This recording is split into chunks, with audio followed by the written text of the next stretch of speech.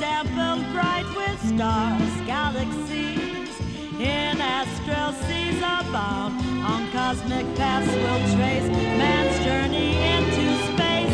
Fly with me and watch as skies unfold.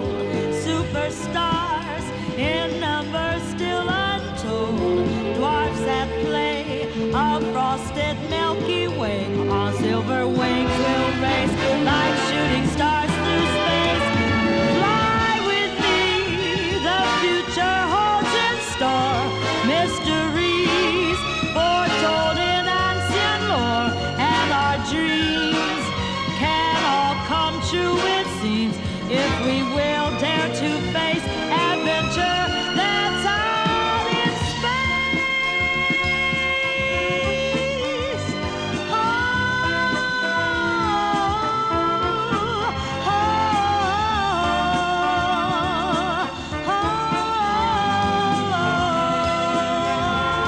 oh, fly with me. Just let your thoughts take wing. Liberty is such a wondrous thing. Leave behind this still sublunar race. Come see, come take your place. We're leaving soon for space. Fly with me past Jupiter and Mars.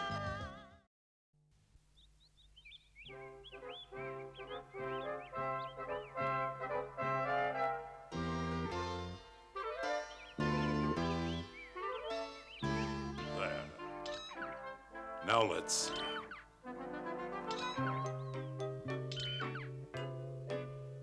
It works. Look at that. It's a great little toy. Good work, Vulcan. Now what's happening? Vulcan, what's going on? Just what are you up to? Well, we aren't going to be leaving here tonight. Well, it's not so bad here, to tell the truth. Yes, it is divine here.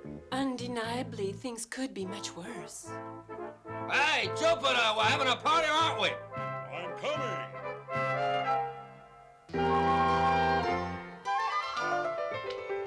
Personally, I have had all I care for of this planet. Oh, you're never happy anywhere. And the chief mechanic is here. Well, Commander, once and for all, let's face it. The Olympus will never get off the ground. I never supposed that it would, Chief. Then how come I've had to do all this work?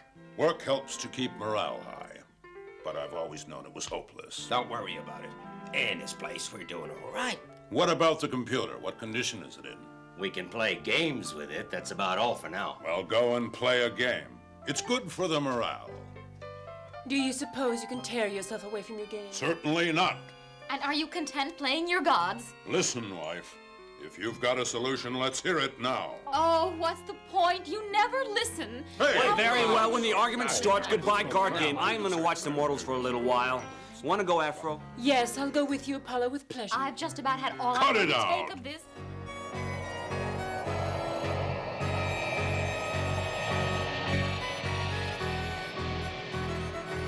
Oh man, another one of their domestic squabbles. They're boring. You can say that again, Apollo. All their domestic squabbles are boring. It would appear that something's wrong. Let's go and look.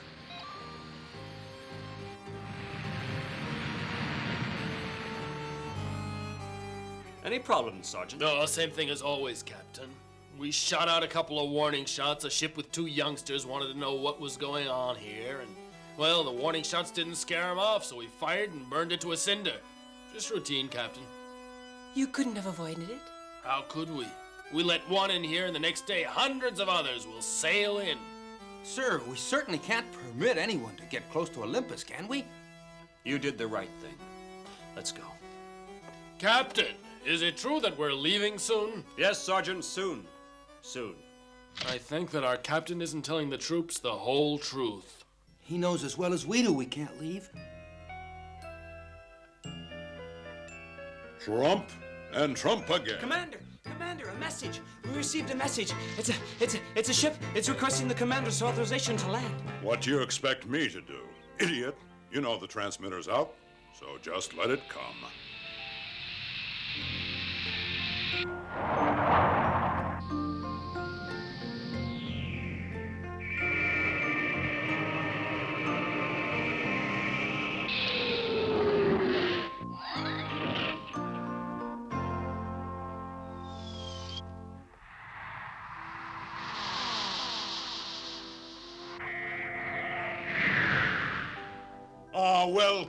Welcome to our planet, Mytho. Glad that you came.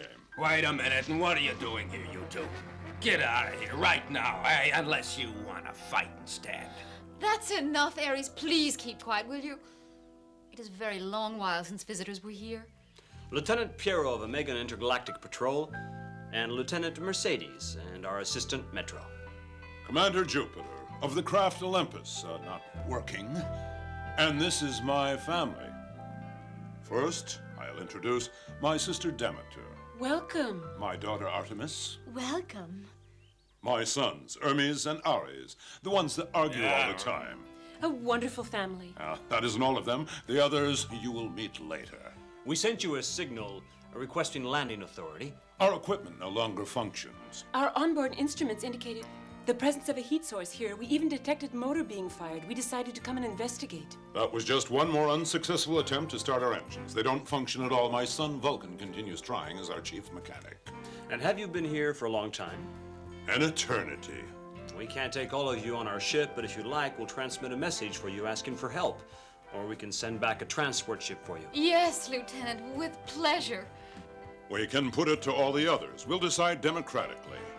You see, the truth is, some of us are quite happy to remain here, among the mortals. The mortals? We tend to live long lives. They don't. There are people who are quite interesting. Primitive, it's true, but really quite nice. They live down there. Yeah, and they don't even know how to fight. He reminds me of somebody, but who? You're right. Who is it? Come and refresh yourselves. You will visit our domain later. I am certain it will interest you both.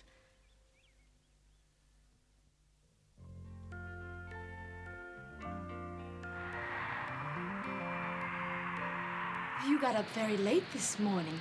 I was the only one left to show you around. We're very glad. But where are all the others? Where they always are, watching the mortals. Don't worry, we'll locate them. Who are they making all those offerings to? Why, to us, naturally. Who else?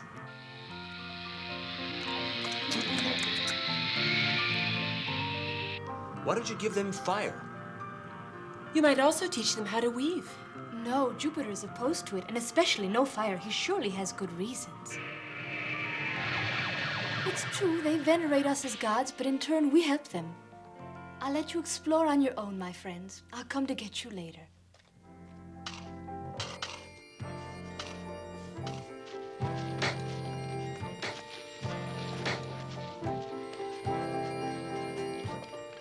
Your turn, Metro.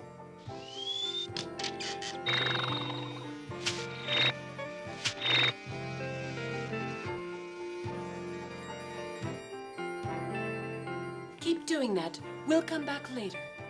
My lord, this man whom I welcomed like a brother when he was in need came into my house, but now he won't leave. I've ordered him out, but he won't go. It's like this, my lord. This man and I have the same father, and so what is his is mine as well. This is my judgment. You will give him half of your lands. But my lord, it's not right. I don't... Yes, my lord, I shall act according to your... Oh, my lord, help us! He's there again. The terrible monster's back. He's back. The dreaded monster is here. He snatched up our progeny and now he's menacing all the people. Please, my lord, will you come and rid us of him? Again, this nonsense? Very well. We'll take a look. All of you, come along. It might be fun.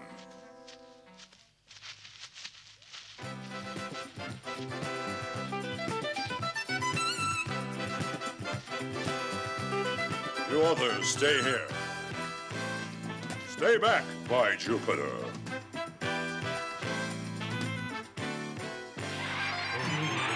Well, are you coming?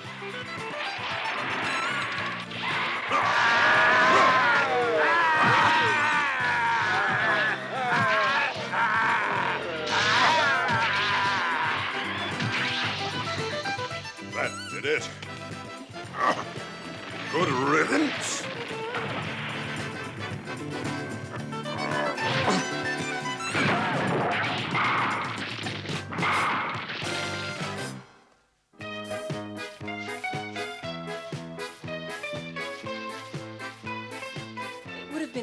simpler to use your bolts of lightning. My lightning? That works well to impress the mortals, but using it against monsters, I don't see the necessity. Next case. I killed this animal. It was me who killed him. He's mine. I shot him too. Go on, tell him. Don't let him get away with all that. Tell him you killed him. I've got it. Now I know the big grouch he reminds me of. This man is completely honest. I know him. His name's Peleus. I shall support his case. Let them share, for there is no proof who actually killed him. True, Eris is quite right. Yes, I agree. I am not in accord. You're not. You're a coward. Defend yourself. Fighting isn't allowed between the gods. Calm down, my brothers. Calm down now. Why don't you intervene and stop the quarrel? Is it as important as all that? There are occasions when destiny must take its course. Stop! Eh? Aren't you all ashamed of your behavior? Is this an example to set you the gods? Where is your sense of dignity? And you mortals, stop quarreling. This animal is for everyone, and there will be others. Thank you, friends. I have good news for you, Peleus. You have shown yourself to be worthy. The gods have chosen you for a reward that is going to please you. You see that beautiful girl? All right, next case. It's my turn, my lord. No, it's my turn. He's after me. Wait just a moment.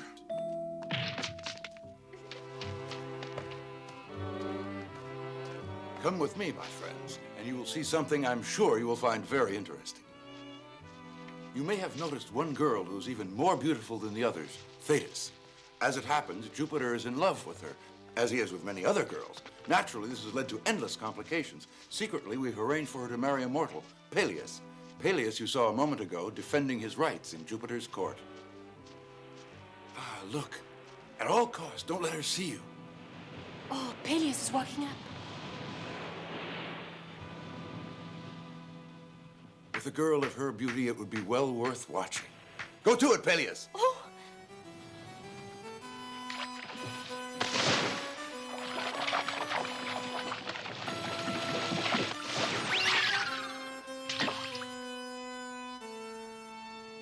How'd you like that? Oh, watch this one. Poseidon.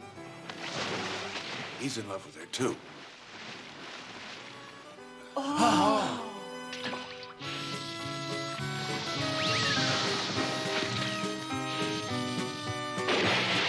Oh, that's great. Now, no doubt, I will rust.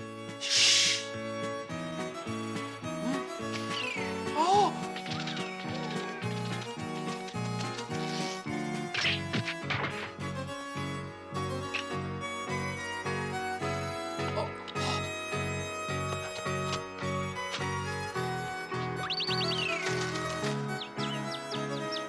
Oh!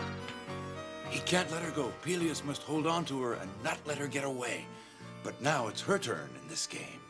See how courageous he is, and how he wants you. Don't you think Peleus deserves you? And will you here and now agree to take Peleus as your husband?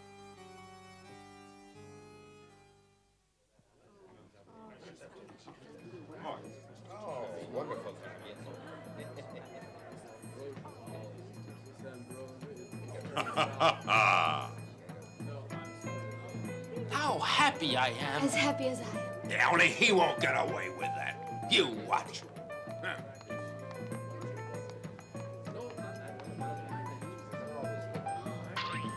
And just what am I supposed to do here? What are my duties, Sparrow? I don't know yet, Metro. We're not too sure ourselves what we're doing. I am not programmed for this sort of thing. We're as confused as you are. But you know, all this does remind me of something. You too? Anyway, it's been quite a day. Yes, and I'm pretty sure it's not over yet.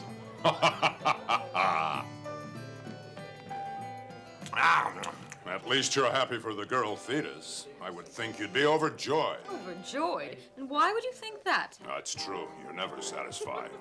Well, it's the special guests of our little celebration. You are courageous, a model for all the people, and we do admire all your good qualities. But why don't you go on to help the people more than you do?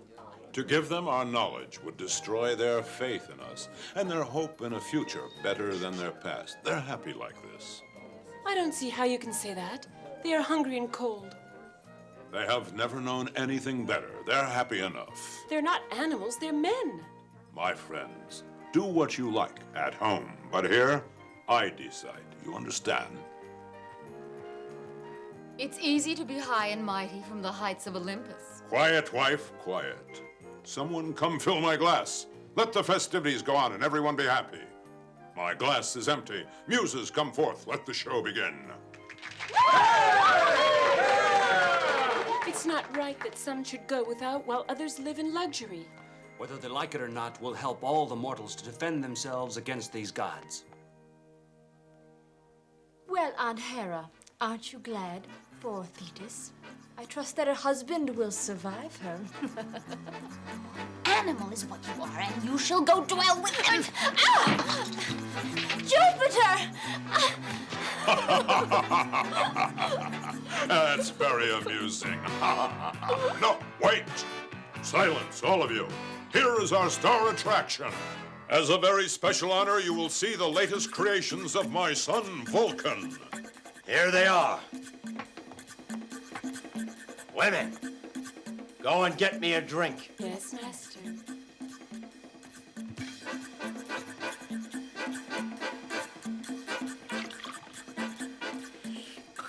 Now I want both of you to show everyone what you look like. Whatever you wish. Androids, well, must compare notes, but hardly worth making such a fuss. We'll start now. Put it down there.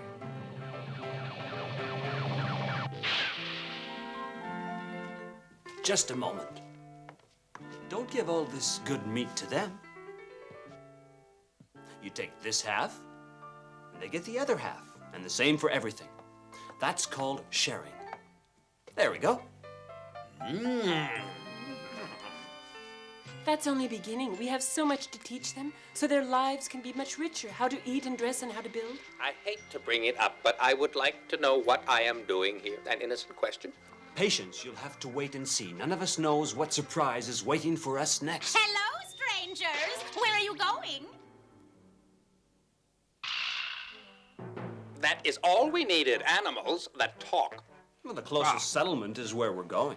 There's a small formality first, I'm afraid. You have to answer a riddle first. Careful, if your answer's wrong, and then you will die. Well, it does kill the monotony. Don't laugh. That's the rule.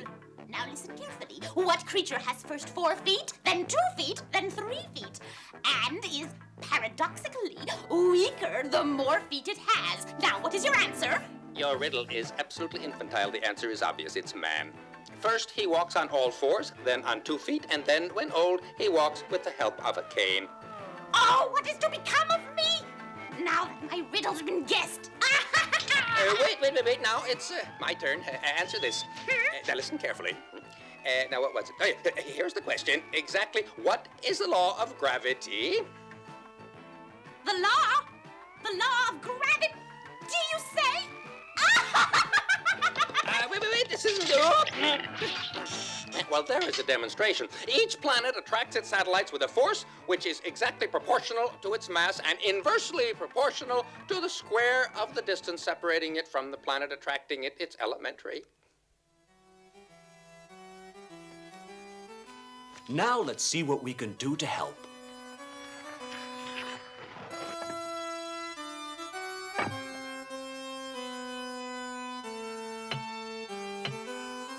Now, let's make tiles.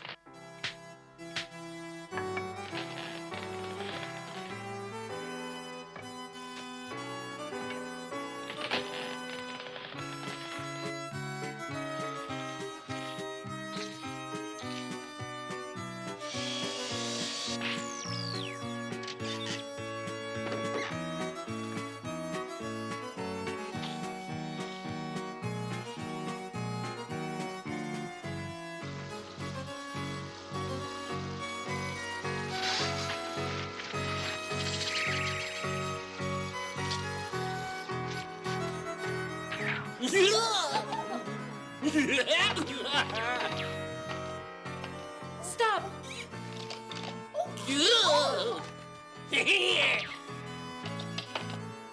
Got away again.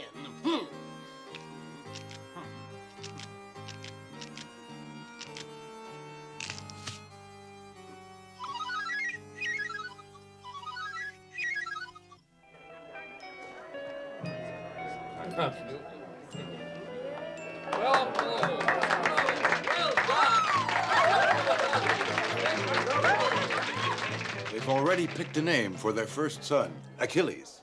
Who's that man there with Ares? That's Hades. They're great friends, naturally. Hades is his main supplier. Listen, all of you. Vulcan will now present his latest invention. I ask for your attention. It's our newest god, Talos. Let's hear it for Vulcan.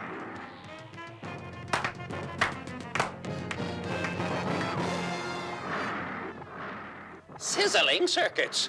That's a big one. To liven up our party, my little sister Eris wants to try something. Go ahead. Well, it's just this. Uh-oh, here comes trouble.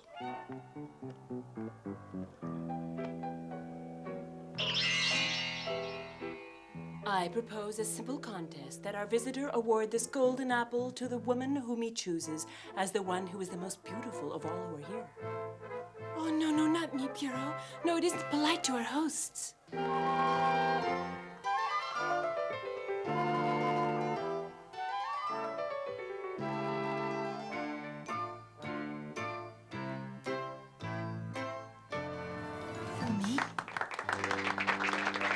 haven't heard the last of this business yet.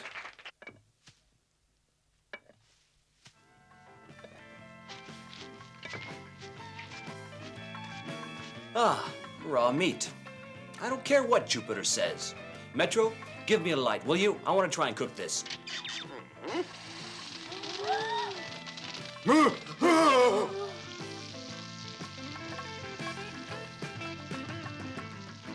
is it who dared? Who dared give fire to the mortals? Who? I was disobeyed. Thunder and lightning. General alert. I want the guilty one. Vulcan! Vulcan, here is what you will do.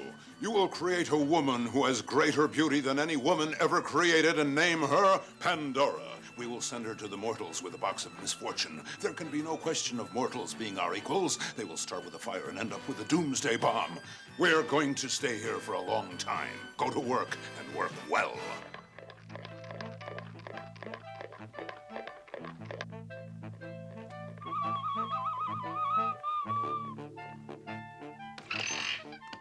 In there.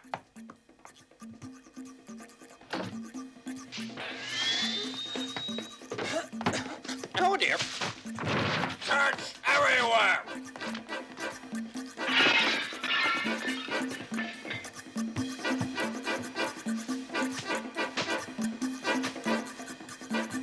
Nothing, huh? All right, to the next one, and don't miss anything.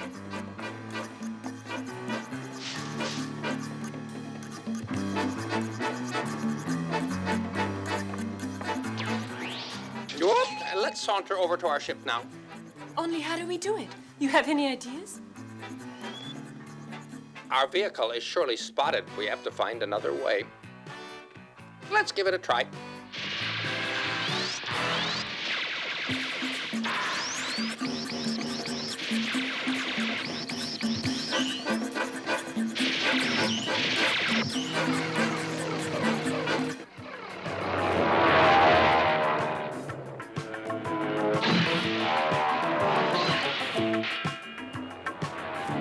I'll keep him occupied. You go to the ship. Start the power. I'll join you there.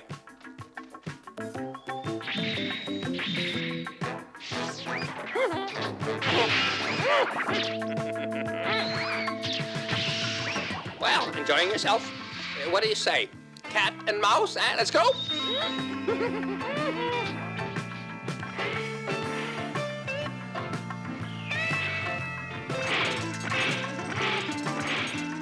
Good, they made it. Here we go.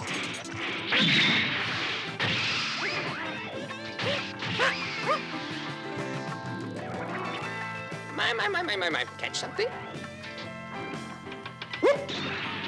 I think we've played quite enough for one day. Here's a souvenir.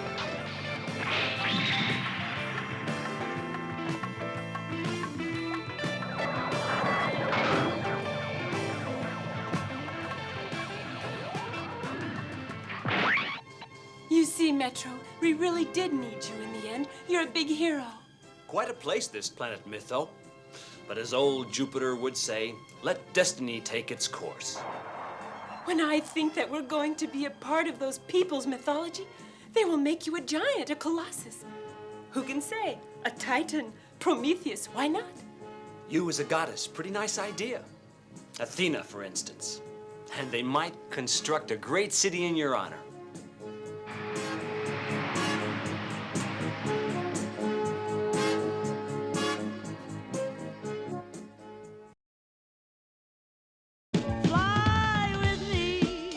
Just let your thoughts take wing. Liberty is such a wondrous thing. Leave behind this still sublunar race. Come see, come take your place. We're leaving soon for space.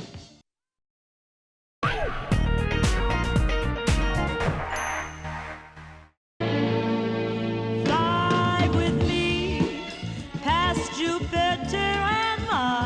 Come and see, fields dappled bright with stars, galaxies in astral seas abound. On cosmic paths we'll trace man's journey into space. Fly with me and watch as skies unfold. Superstars in numbers still untold. Dwarfs at play, a frosted Milky Way. On silver wings we'll race like shooting stars through space. Fly with me, the future holds in store mysteries foretold in ancient lore, and our dreams can all come true, it seems, if we will dare to face adventure that's out in space.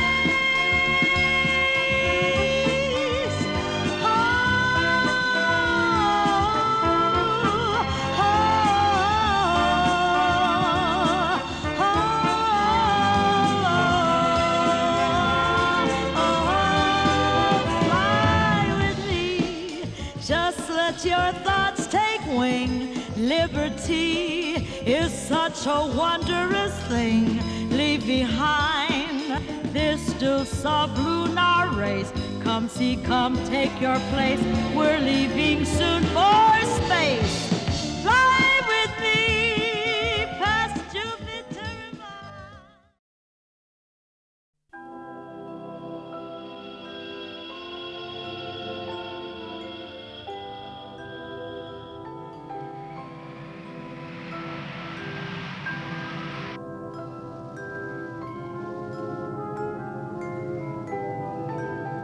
There's our planet now. Maestro, not too tired by the long trip? No. No, I feel quite well. And when I read in the reconnaissance report that there is a pre-Incan civilization here, well, I'm not going to miss that. If it's true that there is such a civilization, can they join our confederation? Admissions are welcome, but they are rare. Yes, we'll see. Just think, pre-Incas, the Tiahuanacans, the Nazcas, perhaps. That's very exciting, you know. According to Piero's report, it's here. This is our approach path for landing.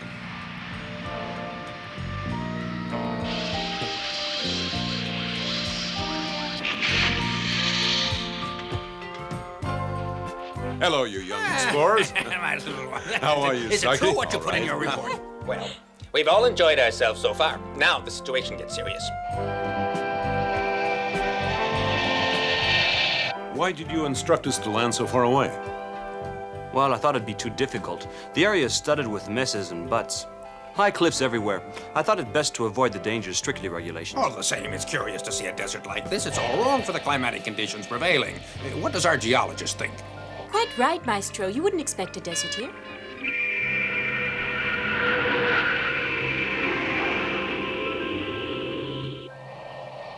the highlands, the peaks. And this is their city, Wabamba.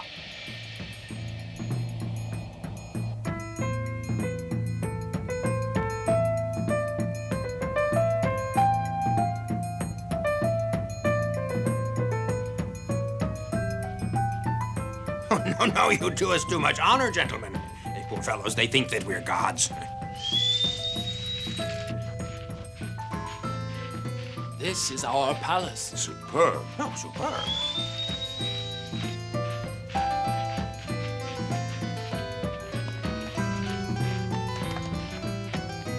Truly unbelievable. These are our storage buildings. This one contains our entire stock of dried fish. That building contains dried kelp and seaweed. We keep records of the quantities by using this kimpu. At present, they have 13 tons in reserves, approximately 30 kilos per inhabitant, which they distribute when there is a food shortage. The same is true in all their regions. The calculations verified all correct. Interesting, quite interesting. I assure you, this man is extraordinary. He knows everything, even speaks our language. He showed me some stone carving. It's incredible. Our friend Chaco took us to see them. Chaco will be a great chief.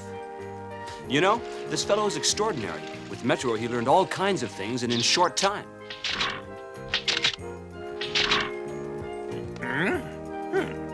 Two males fighting for leadership of the group.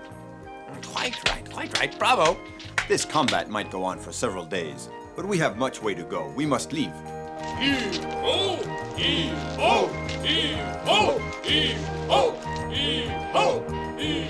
Soon a new bridge will be here. It is almost ready. One big bridge. I don't believe it. Oh, these people know how to do everything.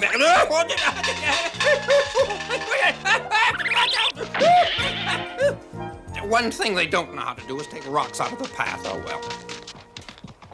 Llamas carry our gold, and they take it into our city. Your gold? Well, now that's really getting interesting. We pan gold down there the stream. Yes, river full of gold here. You see these women? They are making our favorite drink, chicha.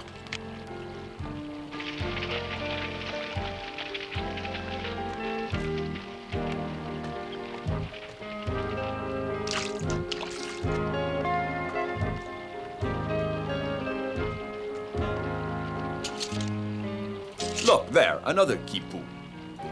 Yellow cord for gold, black for time passing, and red for harvests. Coming along?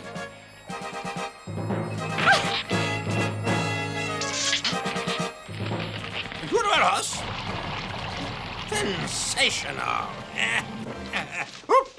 First rate. Good work, you young fellas. What do they do, those two down there? Maybe I'm wrong, but it looks like they're weaving dried fibers into rope down there. Hey, are they drying rope? Look there. It is rope of 9 strands. Hey. 3 times 9, 27. 3 times 27, that's 81. What a superb job, what workmanship. Purely and simply magnificent. Magnificent. 81 ropes drawn together into one, you realize?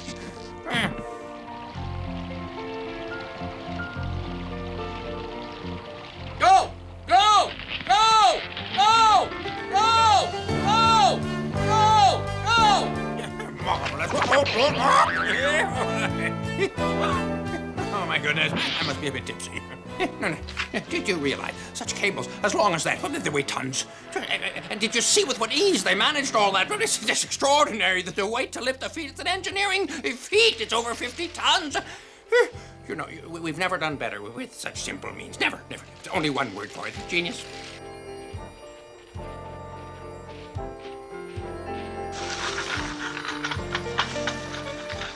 Look at men work.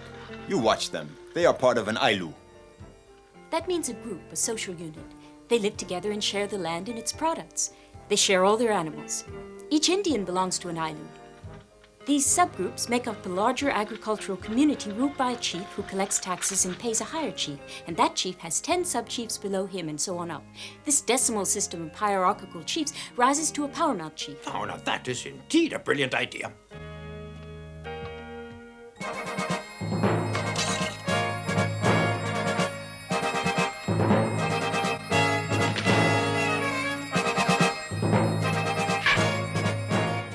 What is the matter now? These visitors are friends.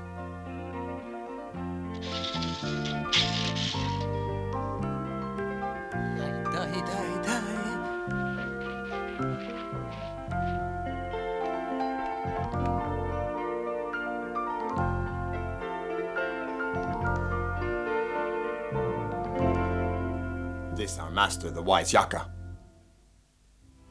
Once again, visitors have come here to see us. It is good, very good. Honorable visitors, pray tell us what you think of our way of life. Your society is magnificent, exactly as depicted in all the accounts of prehistory on the Earth. It is an Indian civilization in the year 1000. For a student of history like myself, it's extraordinary. It is all based on a simple principle, a decimal system of authority rising like a pyramid. Better systems may have been found, but worse systems as well. Do you know any that are better? Of course, but that's a very long story. In any case, these days it's the best we can do. Men are not ready. Technology any more advanced would end in great wars and destruction. Ah, there is true, rare wisdom. Tell me, before landing our spacecraft, we flew over vast deserts. Now, as I see it, that is, as we see it, nothing in the geological atmospheric nature of your land explains its existence. Why is it there? Well, we always return to that one question. Why is the desert there? Very well, I'll tell you. One day, a very long time ago, in the sky there was a battle. The gods, the sons of light and darkness.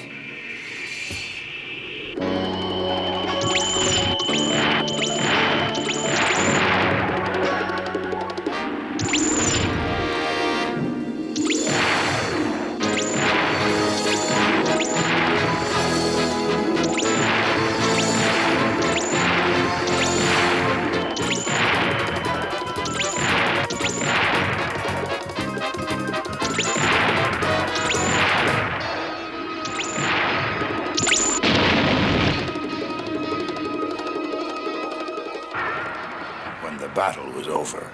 Some of these gods fell to our land.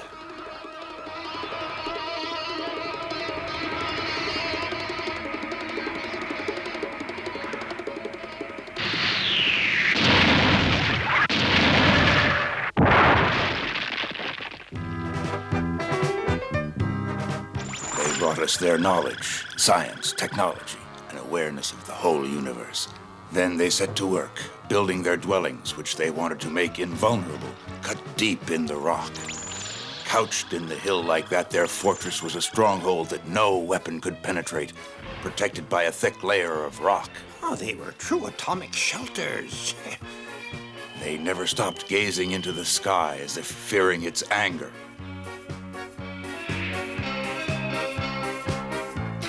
Much, much later, they grew less wary.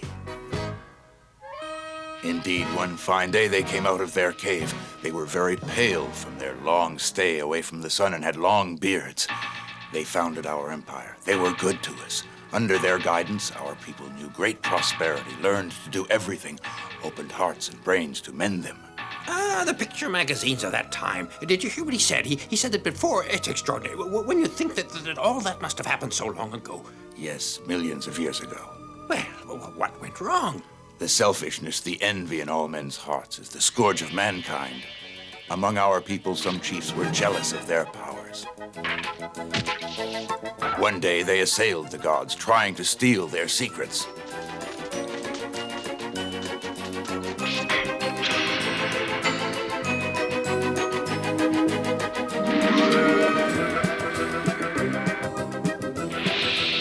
And so the gods rose back into the sky.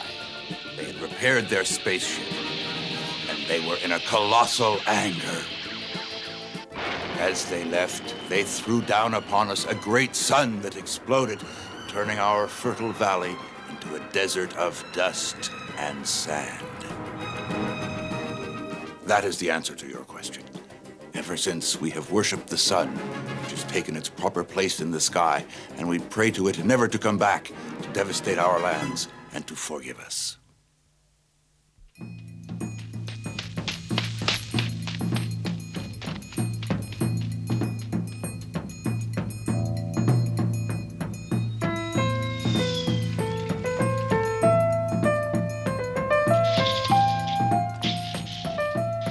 Admirable work. It's a masterpiece.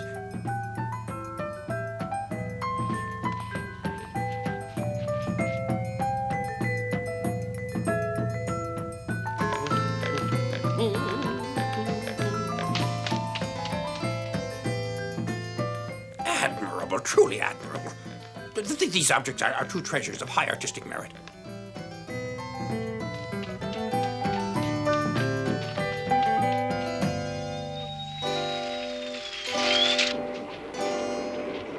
With these ovens, we can melt copper, silver, and gold. These bellows are the largest, most powerful ever built.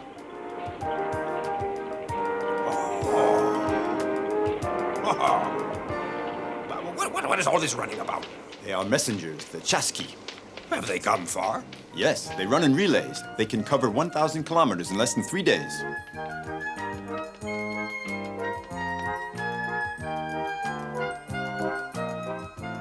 The news isn't too good.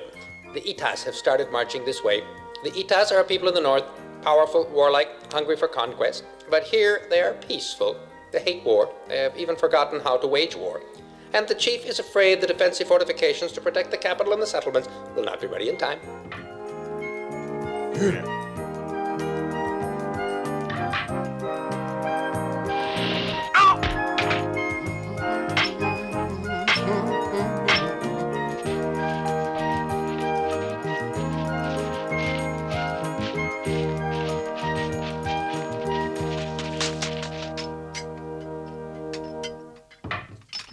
Let's go! Speed it up, will you? Let's go! Speed it up, will you?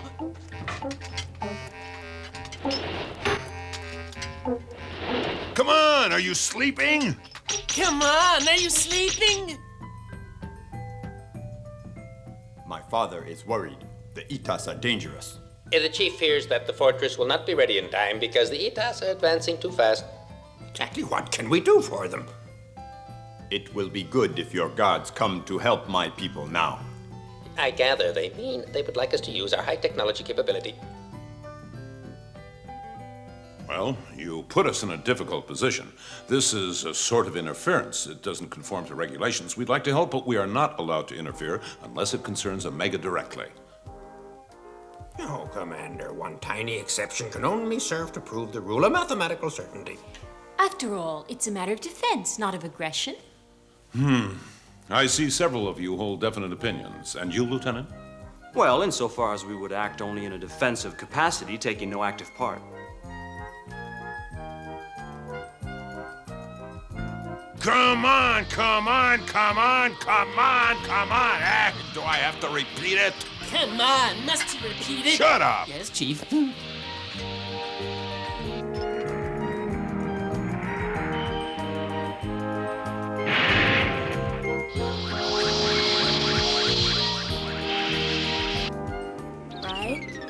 Right. Okay, a little bit more. Easy now. Stop. That's it.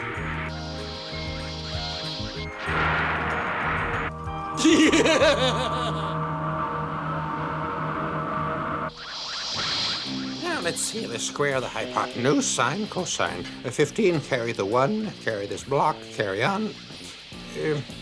Will you deliver this? Me? No. What? You'll deliver this message or it's the scrap heap. Scrap heap? Messenger boy now? Me, the highest achievement of modern science, the flower of technology, perfect in every detail, a messenger boy, scrap heap.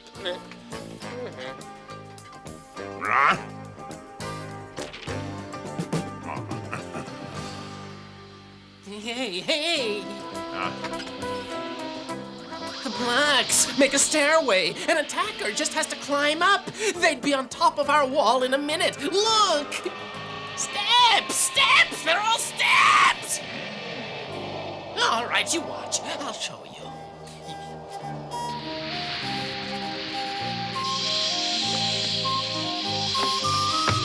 You see? Have to find a way of leveling off those protrusions, otherwise they'll get over it in no time at all.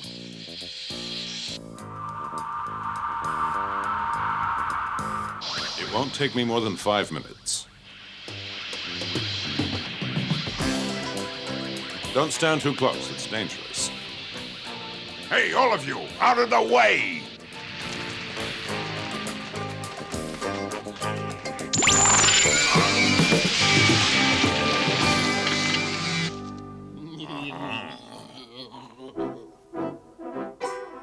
Despite all my good advice and training, our warriors aren't up to the job. Why Why? should we sacrifice the lives of our braves, etc., etc.? Why sacrifice the lives of our braves, etc.? With the help of our powerful friends from the sky, victory is within our grasp.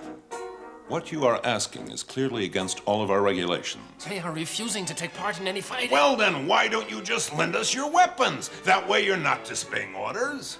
I don't think you understand. It's not a question of form. It is a question of principle. Come on, all we're asking No, is... no. I regret that it is out of the question. Do not continue to embarrass our guests. We understand your reasons. We thank you again for your friendship.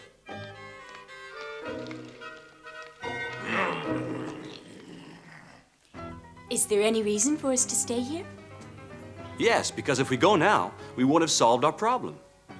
A civilization so rich in tradition, so artistic. Yes, and in conflict, which makes them just like everyone else. Thank you.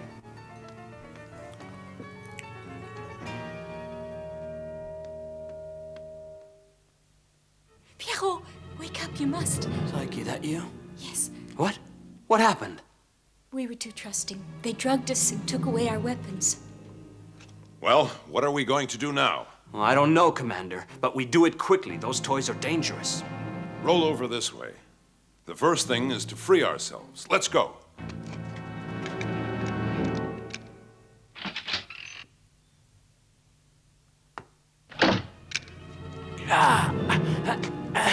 Well, it'll take time. The one thing we haven't got is time. They'll use our lasers. They're like little children, immature, don't know what they're doing. With those weapons, they're playing with fire. Oh, I can't get through them. You The try. door's open. You may all come out. Where are the guards? Turn to dust. Now, don't scold me. I had no choice. You'll see for yourselves. Quick, free our hands. Compared to us, a sausage is free as a bird. Now, tell us what happened.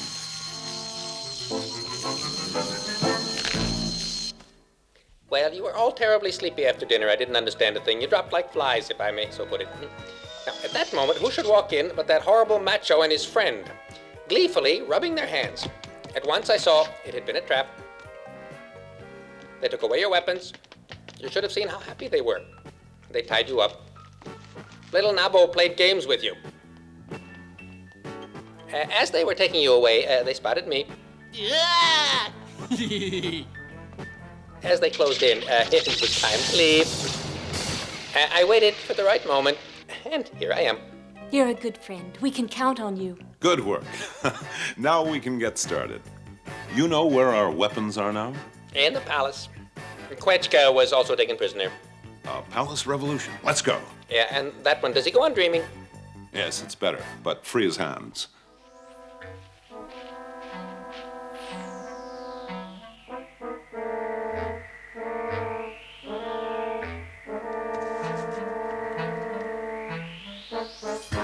I bet she said.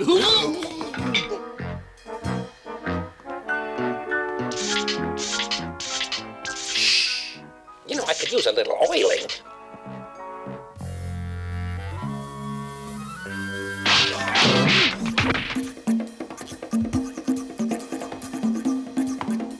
Seize them! Back up, you two. Go ahead, Metro.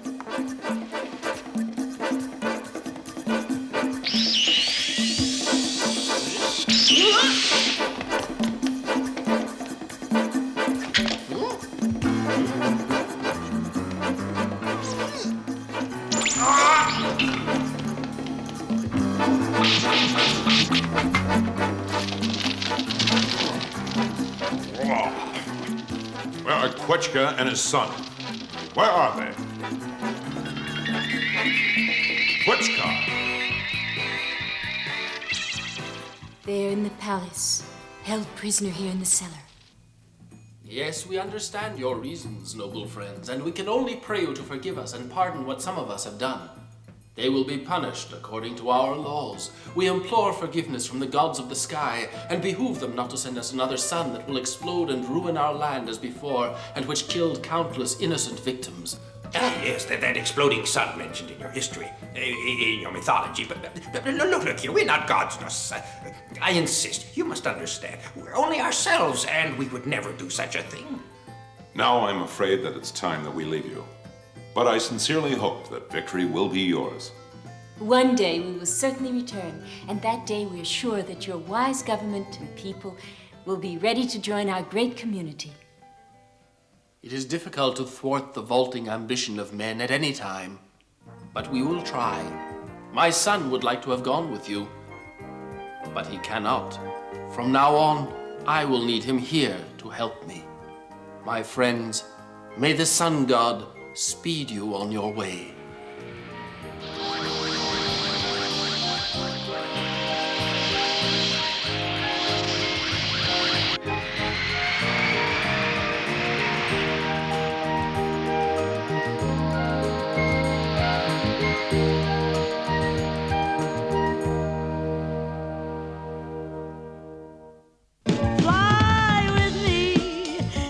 Let your thoughts take wing. Liberty is such a wondrous thing. Leave behind this still sublunar race.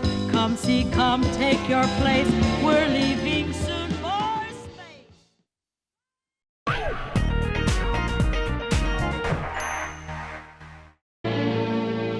Fly with me past Jupiter and Mars. Come and see, fields dappled bright with stars, galaxies in astral seas abound. On cosmic paths we'll trace man's journey into space. Fly with me and watch as skies unfold. Superstars in numbers still untold. Dwarfs at play, a frosted Milky Way. On silver wings we'll race like shooting stars through space.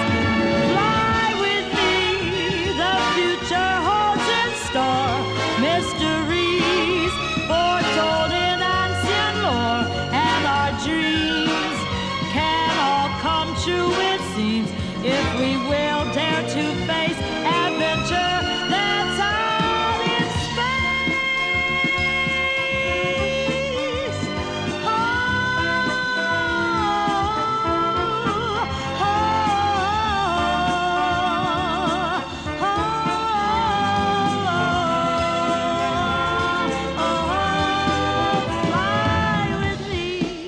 Just let your thoughts take wing. Liberty is such a wondrous thing. Leave behind this still sublunar race. Come see, come take your place. We're leaving soon for space. Fly with me past Jupiter and Mars.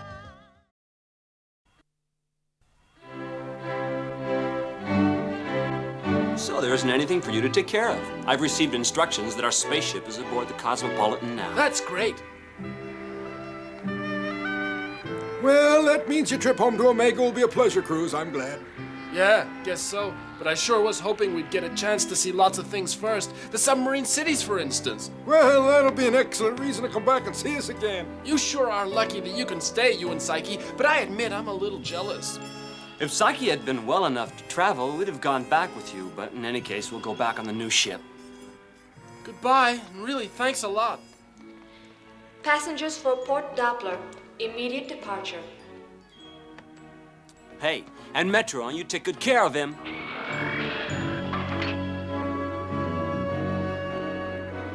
Now this is one of our aquaculture zones, mainly for producing plankton. It took man an incredibly long time to realize that 1 kilogram of tuna fish required 10 kilograms of sardines, 10 kilograms of sardines required 100 kilograms of animal plankton, which in turn required 1,000 of vegetable plankton. And in hard times of food shortage, better 1,000 kilograms of protein than just one. You'd think that that was obvious. Those are some of the ancient offshore drilling platforms abandoned for centuries. The oil is long since used up anyway. What would we do with oil today, huh? Now over there you see the stations for thermic energy from the sea. Thermic energy? Yeah, that's right. Now there's a difference of some 20 degrees for each 1,000 meters of depth. And the thermic reaction produces electricity. Of course, it's an archaic system, been abandoned a long time. Now, there's lots of plant plankton over there, and over there, there's animal plankton. Hey, could we go see the whales now? Oh, plankton is what they really like to eat. Okay, they may come to the surface.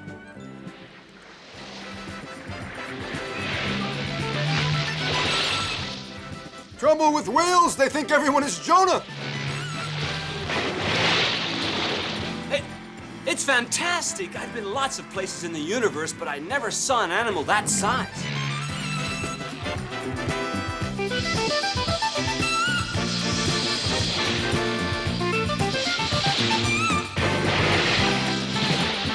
Oh, this is really fabulous, the greatest.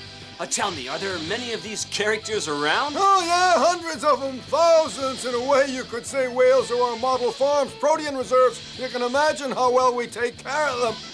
They're well protected in complete freedom. Well, there's some more over there. Fabulous. Really fantastic. Well, they seem to be playing. They are playing. You know, I could watch them for hours. But right now, we better not get involved in that game or we'll end up the ball.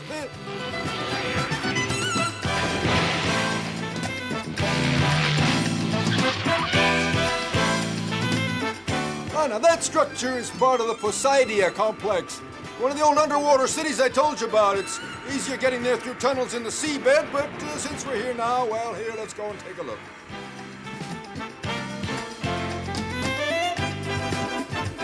Out here, all the room anybody could want. You name it. Hotels, private apartments, hospitals, everything. Now what you see here above the surface is only a tiny part of the whole. Mostly underwater.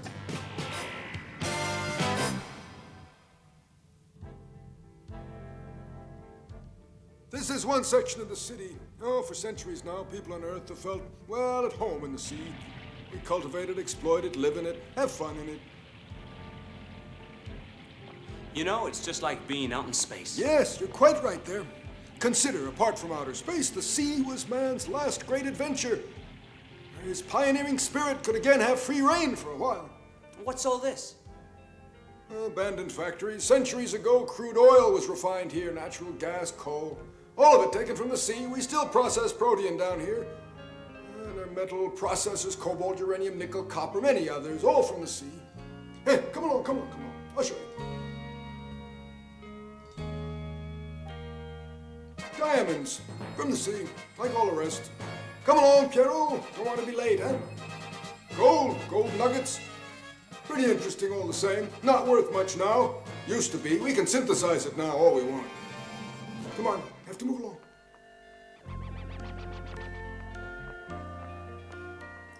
Metal. Remarkable when you think about it. Only you know, there's a curious thing. For some time now, our quantity has drastically declined. The areas that had been expected to be very rich in metals have been found so poor, it almost looks like it's stolen. What's stolen? Under the sea? Surprising idea, I admit. But my friend, he'll tell you more about that once you meet him. Did I tell you a captain he is in the underwater police? Young fella of remarkable qualities. You'll see. Lately his shoulder's been bothering him. Doctor doesn't know why. Anyhow, you two will get on.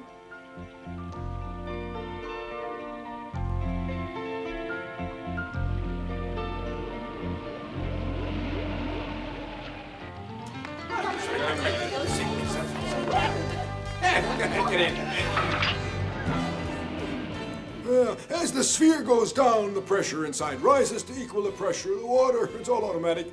Where in the world is that fella?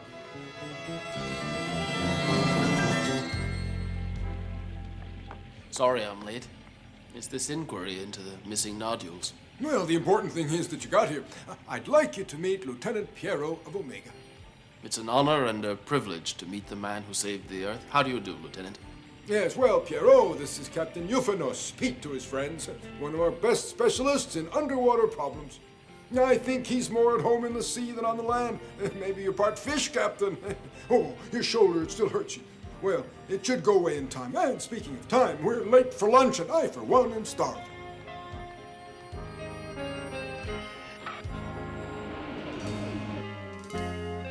Well, Pierrot, lunch at the bottom of the sea. You like it? It must be as fascinating to move in as space is another world. No, you realize the pressure here is 3 tons per square centimeter.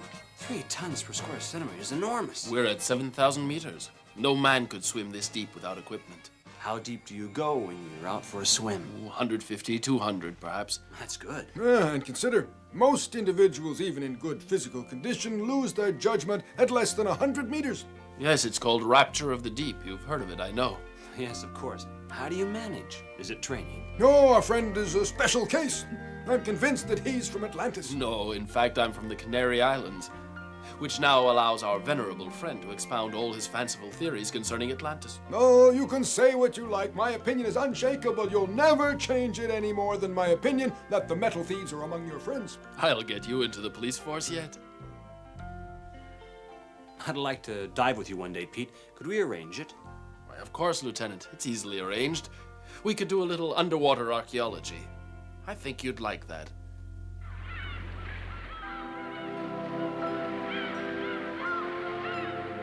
Old friend, are you sure you won't come along?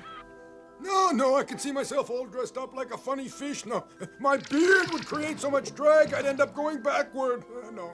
You won't have to go through decompression training, or CO2 tolerance, or nitrogen narcosis tests. You did all that as part of your space cadet training. We won't go too deep. If we get separated, do not dive below 80 meters. Otherwise, there's the danger of rapture of the deep. And take 3 stages for decompression, very slowly, as you rise toward the surface. This is plant plankton, the basis of all our aquaculture, and of all our animal plankton, and hence of our fish stocks. In addition, the photosynthesis it carries out cleans the Earth's atmosphere, absorbing carbon dioxide and releasing oxygen.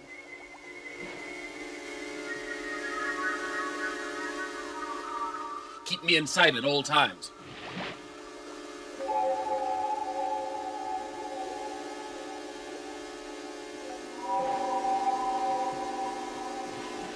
A giant squid. He won't hurt us. Come closer. Take a look. He's harmless.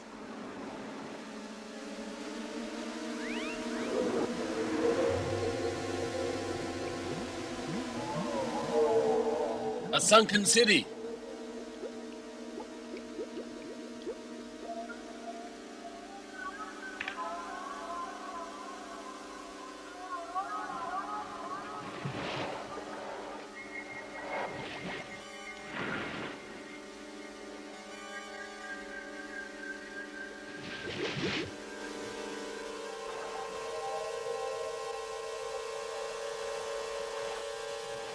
Look.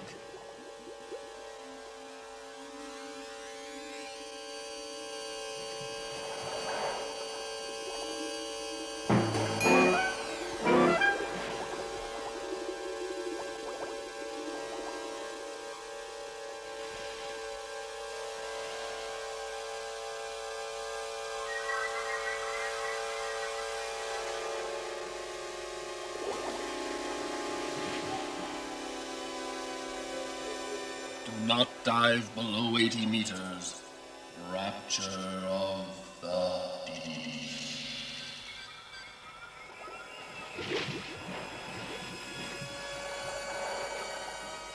Am I dreaming? They're calling to me. Beware. Beware. Beware of rapture of the deep. You will be lost. Beware. Pete, help me!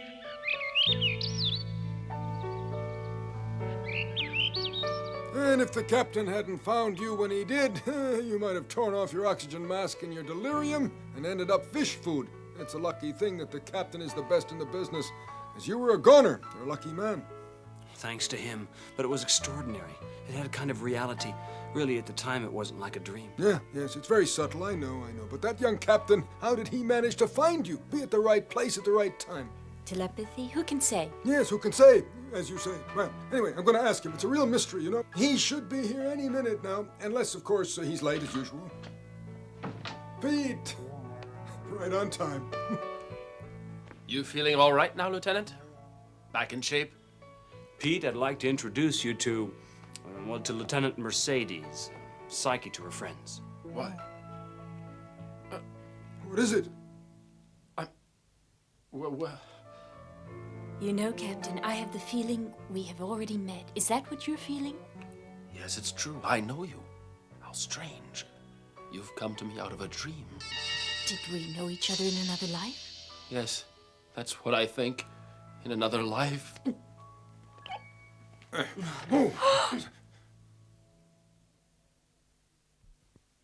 Well, now I have 3 convalescents here. If you don't mind my saying so, in my day, we were made of sterner stuff. Please, try to remember. I must know. Where did we know each other and at what time? Please.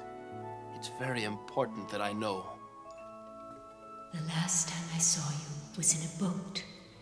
The world was crumbling around us. Yes, that's right. A boat, and in front of us, Poseidon is sinking into oblivion. Poseidon is capital of Atlantis, and Poseidia, our city today, built just where the other had sunk. That's why I came here. I had to come to confront my fantasies. My dreams are reality, and I was right. When in the water, I can no longer distinguish reality and fantasy. I see certain places, people. Well, that's just what I saw when I was down there. What do we know of our dreams? Are they not premonitions of things to come or memories of our ancient past? I know I can tell you what is in my heart. Please let me try. The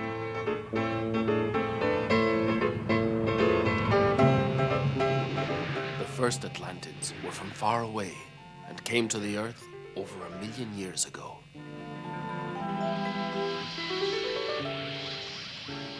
They were beings perfect in every way, pure in heart.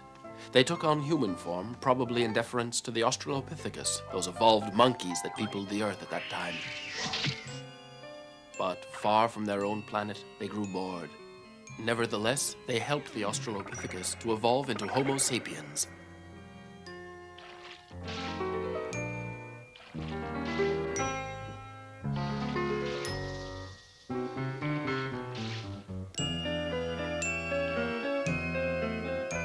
And they used to play all sorts of games, with varying results.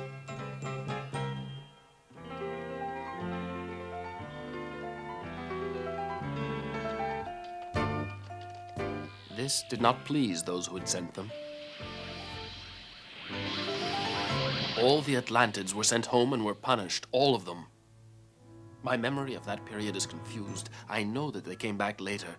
Their presence accounts for the lapse of 5 million years between the disappearance of the Neanderthal and the appearance of the Cro-Magnon. Even the ancient Egyptian priests speak of their return tens of millennia in the past, that distant time. I studied Egyptian mythology and I was astounded. I knew what I was going to find there before I looked at it. Somehow I had already lived it. Plato also talks about Atlantis. Beyond Gibraltar, there is a marvelous land greater than Libya and Asia Minor.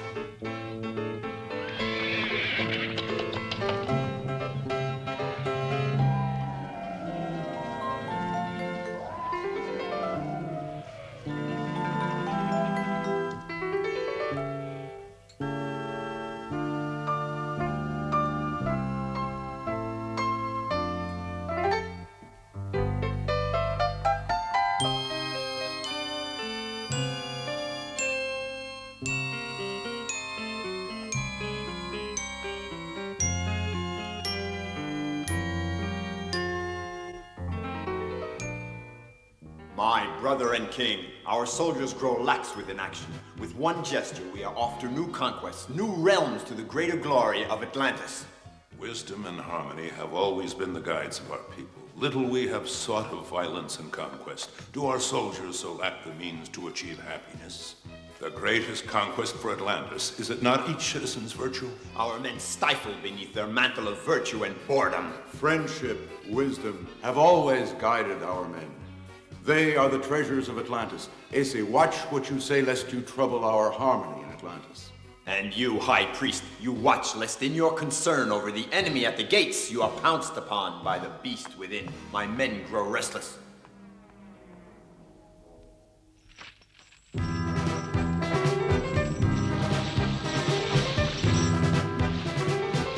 I hope this traitor is at least good at making fish food.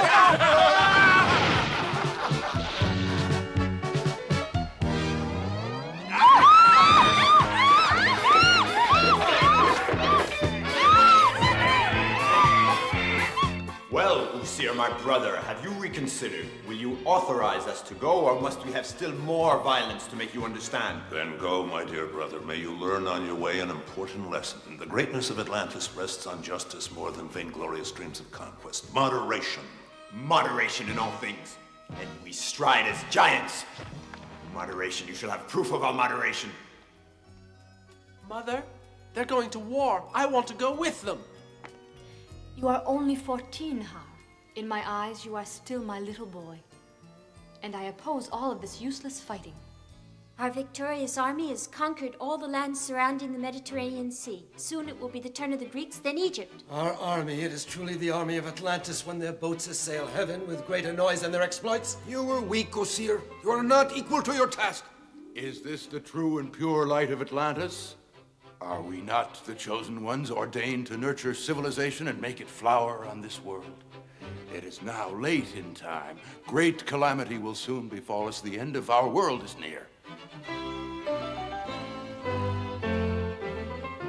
Your duty is to recall the army to Atlantis, O sire. Otherwise, our revered ancestors on high will wreak destruction upon us. Sire! Very well, we depart from this city. We can no longer abide what is happening here. At least you, faithful friend, you do not abandon me. How could I leave you, sire? Soon it will be done. It is time now to prepare the people for their fate. Father, if this war is not right, why do you not order your brother to return? Do you think he would obey even if I ordered him? He has always been troubled because he is not king here. There, leading his army, there he is king. There he can brandish his sword as if in power. Is the welfare of two brothers equal to that of the whole people? Har, my son, you speak wisdom. But some men are destined to guide the people, and I still believe I am a more just ruler than he would be. Yet, without the power to enforce wisdom, wisdom itself is nothing.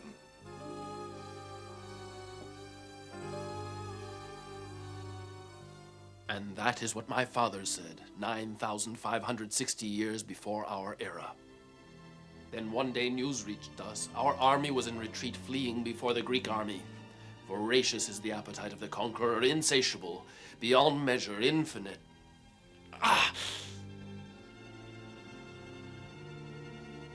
My uncle Essie returned, bitter. The people had not supported him as he had wished. He sacked and ravaged all in his path.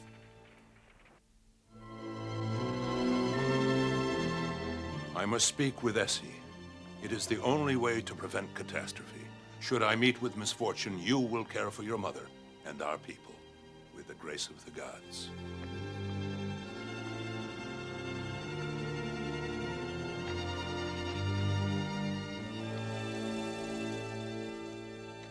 No mortal has the right to set his face against destiny.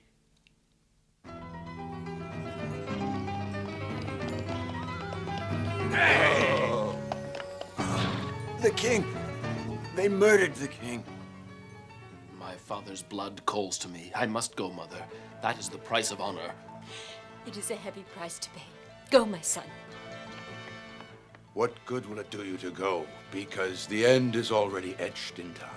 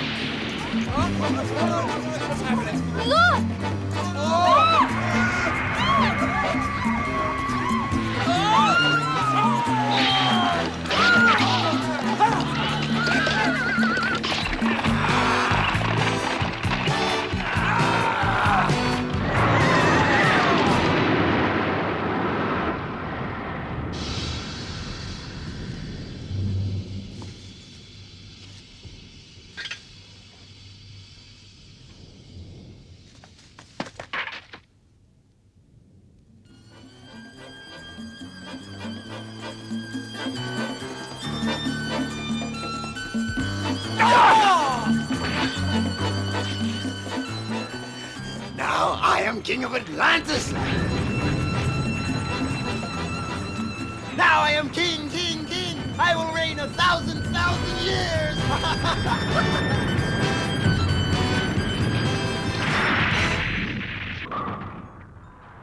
Your son will live. He will live for as long as we do, my queen.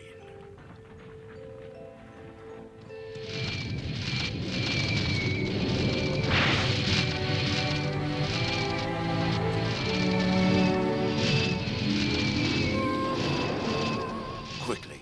You must leave this land as quickly as you can. It's your only hope, my queen.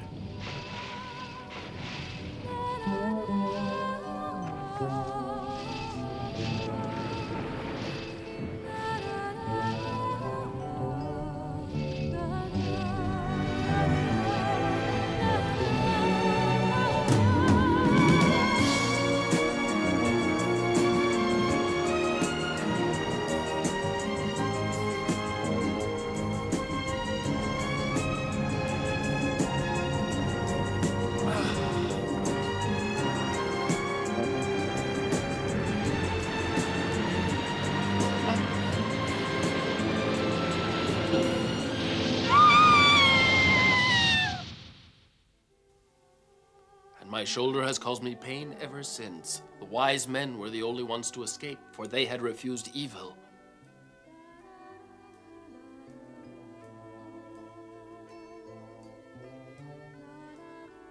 Even though their dwelling was submerged, they must even now be living in the sea. If a baby is born in warm water, that baby can live in that warm water just as he had within his mother. It is perhaps their descendants that Pierrot and I saw dancing. Were they able to communicate with those others up there? I believe that one day out of the sea will emerge a great silver arrow that will streak into the sky in a symphony of primeval song, and that day the survivors of Atlantis will be freed from their watery purgatory and will return again to their home in the universe.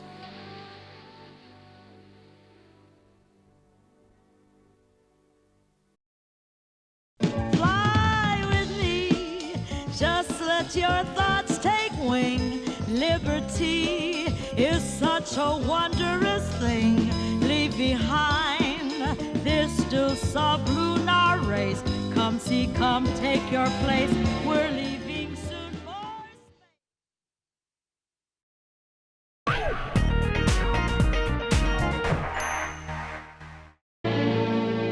Fly with me past Jupiter.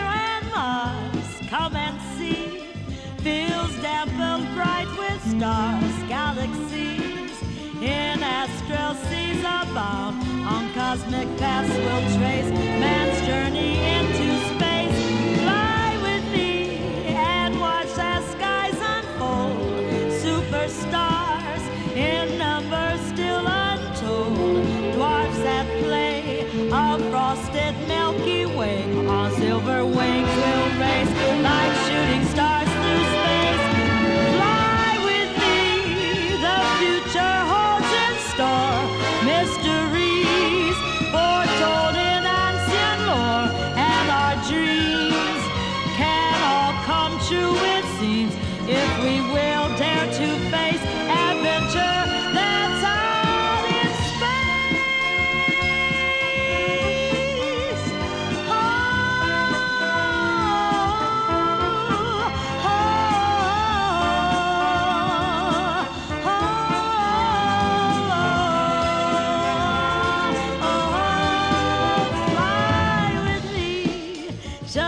let your thoughts take wing. Liberty is such a wondrous thing. Leave behind this still sublunar race. Come see, come take your place.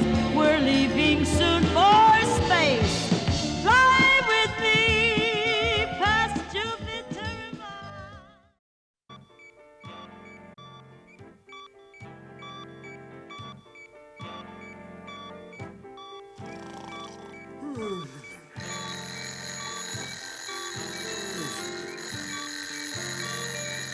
What is it? What's making all that racket?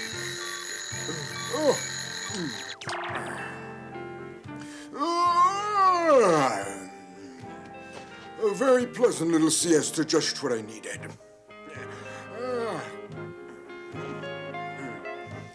Where am I? What is my precise location?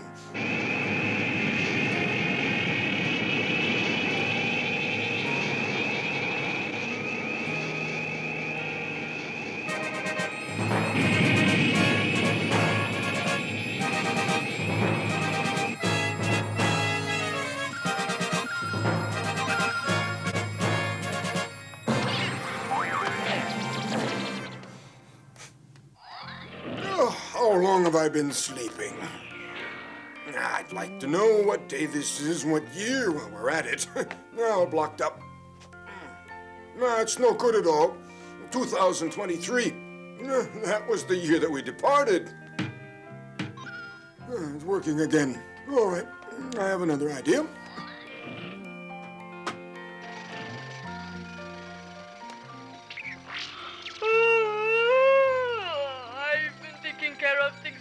For a long time. When do I get a rest? I'd like to know. Don't worry, you'll get a rest, but not now. Have you any idea how long it's been since I closed my eye circuit? All right, I give up. Well, it's been how long? I'm not programmed to answer that question. All I know is every 100 years I set myself back to zero. So, more than a century. The rest, you have any idea how long, any at all? It feels like it's been centuries. A whole millennium, then we might say that, and why not? Why not?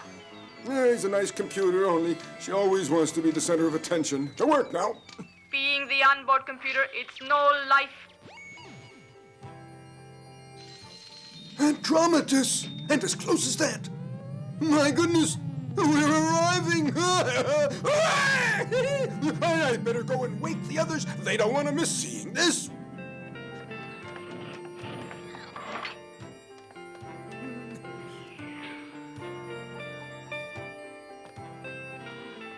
Youngsters, there's nothing like them. They need their beauty sleep, I guess. You better let them sleep. I'll just have a bite to eat. Now then, what is on the menu for today? I'm beginning to feel like a little snack could be very good. Now, various meats, vegetables, fish. Fish, very tasty fish. I almost forgot a fruit. Banana. Very good. Delicious, full of vitamin. Oh, it was an apricot. Never mind. Nothing like a good meal when you're hungry.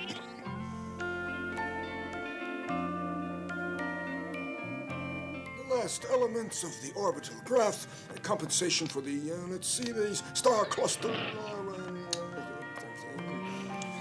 That's right. Well, here's a couple of sleepy heads finally awake, eh? I don't know how, but we're in orbit.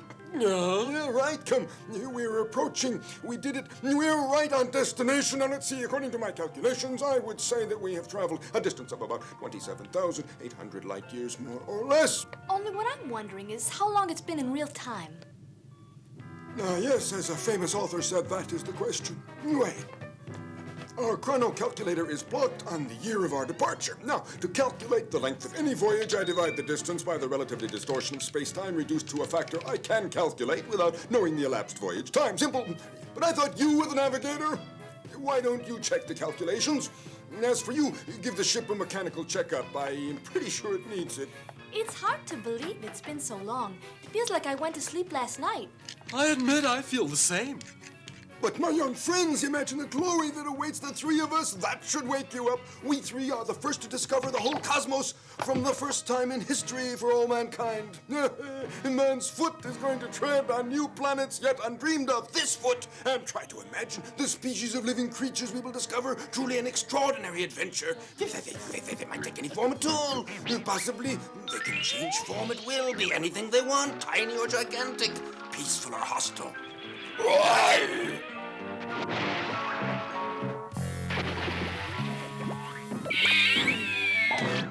Master, look at the radar screen. This is Omega Intergalactic Patrol, Lieutenant Pierrot speaking. Please identify yourself. Reply. We're requesting your identification. Well, go and plug in our radio. Request immediate identification. This is Spaceship Blériot, based on Earth. Mission Galactic Exploration. What? Will you repeat that, please? This is Spaceship Blériot, based on Earth. Our mission is intergalactic exploration. He's deaf.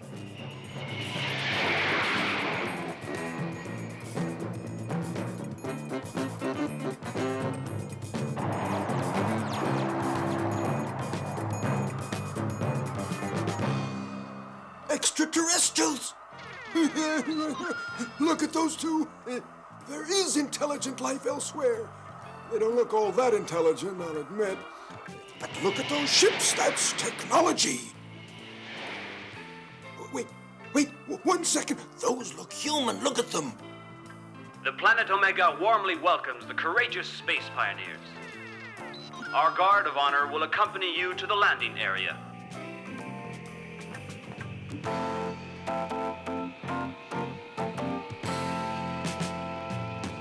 Could you ever have imagined a city like that? Truly spectacular sight. Look at the fantastic setup they got here. Please follow my instructions for landing procedure.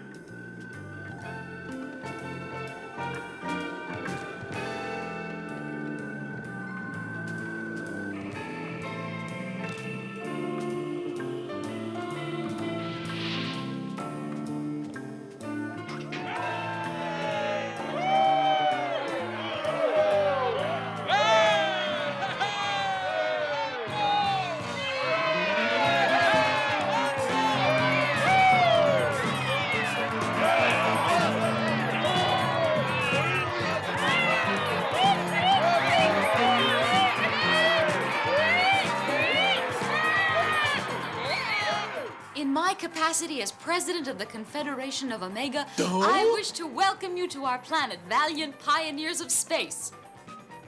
President? Confederation? Omega? But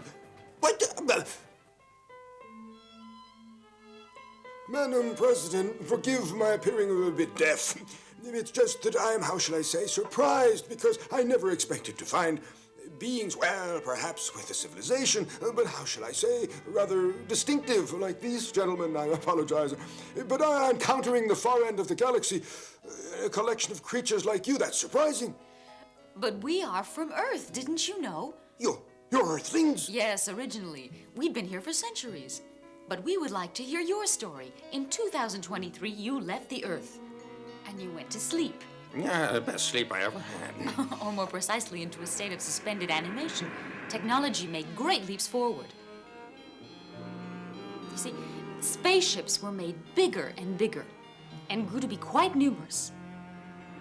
About 2 centuries later, just after the Great Intercontinental War, the link with our galaxy no longer was a problem. Today, if you wish to return home, your trip would require no more than 6 to 8 days. 6 to 8 days? Well, it took us... Yes, you required about 1,000 years. I think you'll agree it's astonishing. Astonishing, as you say. But, that is... Your onboard radio wasn't equipped to send out signals anywhere near what was required to stay in contact. In history books describing your departure, you were considered lost, and that was the end of your story. You were off in space, never to return, perished in your ship, lost forever. But we weren't lost at all. From time to time, a radar echo would appear. A moving object in the distance. But so weak since your craft was so little. In space these days, there are all kinds of UFOs, unidentified flying objects, naturally. They weren't sure. Yes, that sounds logical. We have notified authorities on Earth and other planets of the Confederation about your exploit. You are honored as heroes in all the inhabited worlds. But I am sure you're tired after your journey. I suggest you rest now. Tomorrow the Council will look forward to meeting you, 3 heroes. And it is a unique experience for mankind as witnessed by your distinguished presence. For the first time, it is vouchsafed to man to experience the continuity of 1,000 years of progress, and I am proud and delighted to have been that man. Where was I? What was I saying? That man, that was... and to see how man has evolved in harmony and peace. And when I say man, of course, I include all of you, naturally. This dignified assembly demonstrates to us to what heights man may strive. Progress that is based on intelligence, sincere, and harmonious cooperation, well, we mustn't expect too much. That is the way to go.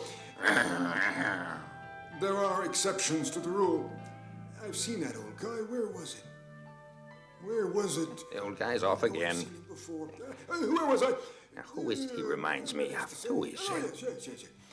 I have brought with me testimony to the greatness of mankind on Earth. It's right here. There, one.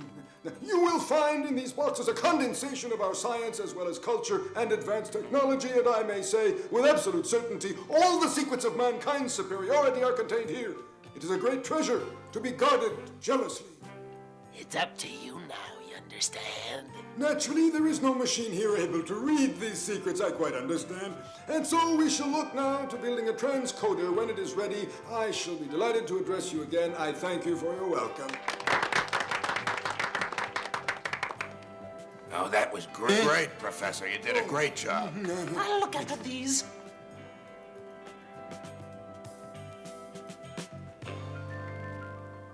Well, that's that. Now we have only to... Where are they? Where are the cassettes? Where did they go? Where are they? I want my cassette! Cassette!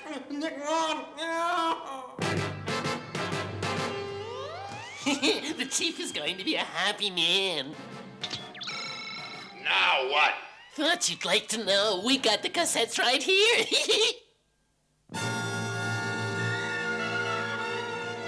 And that one, what does it do? That one, as you put it, is an intellectual, and I've never been referred to as it. Oh, I do beg your pardon. I should have known. And as you can see, he has a nice disposition, always even-tempered. We call that psychological osmosis, in case you're interested. Look here, my lad. Why don't you come with me to Earth? I'd like a peek at your circuits. I know they'd be interested. I should go and put on a show for these backward savages. I fail to see the point in that. It's like throwing swine to pearls. That is enough of that. Be quiet. And now 40 generations have lived and died since I left the Earth 1,000 years ago. It's hard to understand such time. Yes, naturally it is. It's just that when you departed Earth, your ship had a number of unresolved difficulties. It was early days. Yes. First of all, you never went in a straight line toward the objective. Yes, mathematicians had to calculate and define orbits to get you there. You plot with great precision the exact place of all the large bodies in your immediate region and their gravitation. Now we're back in prehistory. But now our ships are equipped with a field of force that cancels out gravitation. It was also in our power. We needed propulsion, and our ion engine was considered a breakthrough, the best theoretical engine. In the year 2093, 160 years after your departure, there was a terrible intercontinental war which ravaged the Earth, but it stimulated progress in space exploration. The speed of light was soon to be attained. But today, we are able to go into hyperspace, which stays linear, but antimatter is just around the corner. It opens a whole new future. Consider an individual at any instant can be anywhere in the universe. Interesting. It really is most intriguing. Only answer one question. Antimatter supposes anti-time, and when particles and antiparticles collide with each other, they risk losing their identity in the physical world, causing a disappearance of the universe, time, space, and any travelers who happen to be on their way someplace far worse. Well, not bad thinking for a caveman. No one asked you. A shrewd observation, but this problem is very nearly solved now. What is not so easy to solve is how to materialize a traveler at a certain location in the galaxy. And how to make such individuals return home. For if we do succeed in achieving the first phase of the journey, it isn't 40 generations which will be needed in order to return, but 40,000 generations, 1,000,000 years, and with no means of going into an arrested state. Just think of that. Here you can observe the movement of all spacecraft in flight anywhere in the galaxy. Their trajectories are traced on the screen. And nothing ever eludes your detection? No. Yes, one thing did happen not long ago. Oh, yes, and what was that? Here are your guides. If you will please follow them, you will learn more about Planet Omega.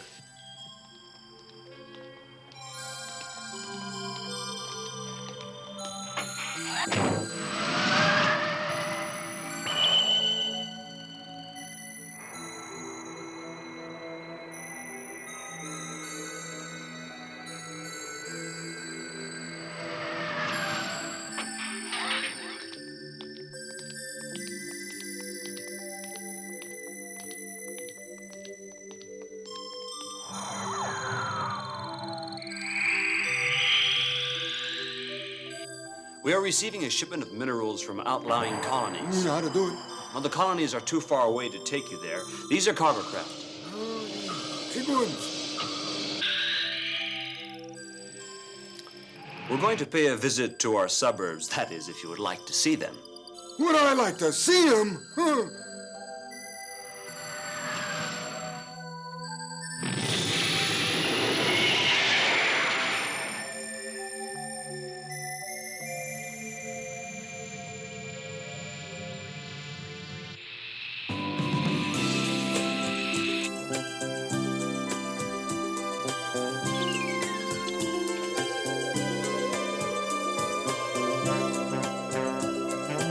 Telescope in position, linked to screen display. What is that ahead there? What's that? What is it? Robots extracting minerals. These asteroids are the remnants of a disintegrated planet. That's why the region is rich in minerals, as you can see. There are 54 robots and 2 men. This is Lieutenant Piero. How are you doing? This is Technician Poe. We're doing all right, Lieutenant. It's quite a sight, really is. And what is that enormous craft? Explain it to our friend. You're supposed to be the scientist. It's one of our tankers. They guarantee supplies of hydrogen, which we need in great quantities. In outer space, there is an unlimited supply. Oh, yes. Combined with dust particles from earlier stellar explosions, it gravitates towards a center, eventually to form new stars. Of course, the process takes millions of centuries. Oh, yeah, of course, of course. These tankers collect hydrogen, concentrate it, and store it until it is needed. Oh, yeah. It seems a logical procedure, but and yet it's dangerous. Yes, it's not as simple as all that. No. We've had a certain number of hydrogen accidents.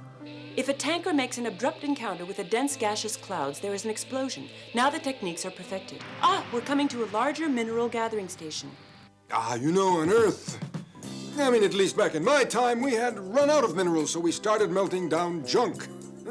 The crazy years, the end of the 20th century, had used it all up. Well, what did we do when every city was choked with cars? What else? They made more cars. And then for a while, they raided old car dumps, anything to get minerals. Any kind of old metal was taken and melted down, and then that ran out. Don't worry, my friend. Here is the solution for the future.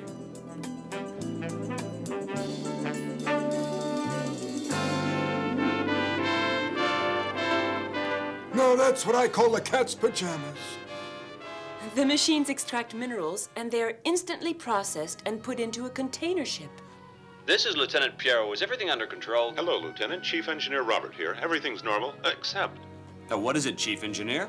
Well, the last train loaded with minerals left 4 hours ago. For the last 2 hours, we have been expecting confirmation of arrival. A bit strange, you agree? It should have arrived by now.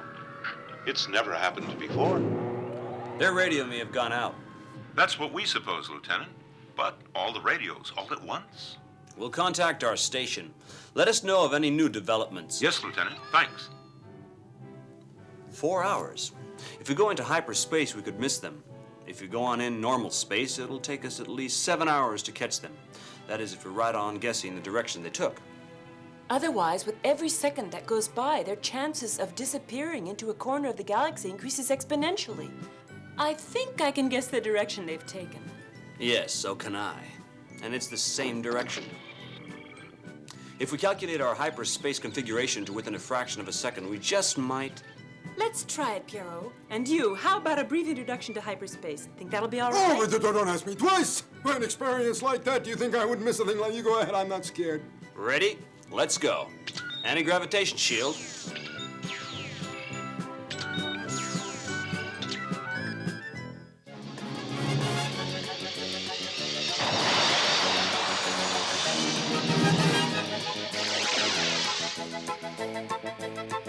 Look there.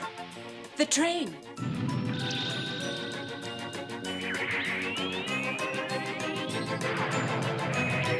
Careful! An object heading right toward us. Ah, they're using magnetic destroyers. It's hard to get close to the train now. Our anti-magnetic protection field wasn't operating. See if there's any damage. I'll contact Omega. Right. Central computer, okay. Propulsion, okay. Gravitation, okay. Airtight seals, okay. Guidance system, okay. Radar screen, not okay. There is a slight leak in the hermetic sealing. This is Omega Control. Come in, Lieutenant Pierrot. This is Lieutenant Pierrot. We've managed to find that mineral train. It was diverted from mineral base HX-41. We've been hit by a mine, unable to give chase. Do we open fire? This is the commander. Do not fire, Pierrot. The train must be recovered. It's vital. I'll send a squadron to intercept. Can you make it back? We'll see, Commander. Pressure in the cabin? Pressure at maximum. It will hold for a while, not long. Circular periscope in position. Pierrot, look!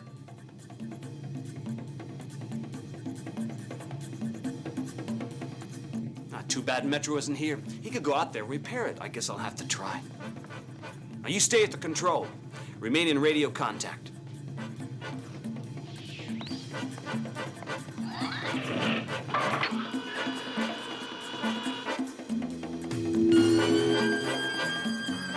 I'm outside. It's a terrific sight. I think I can repair the damage. Loud and clear, Pierrot. Only hurry, there isn't much time. I've almost finished the repair job. Oh, the broken metal shielding doesn't want to come off. Let's go, Pierrot. Please, it's okay. It will hold like that. I have to finish the job.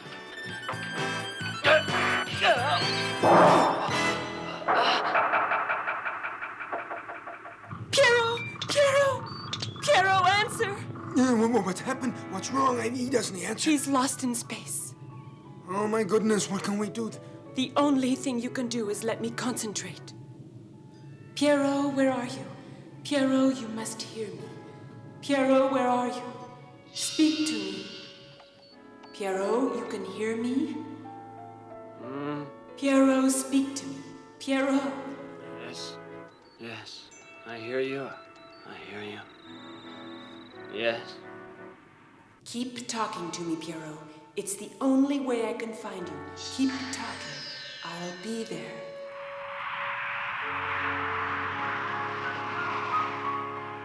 Pierrot, speak to me. Yes.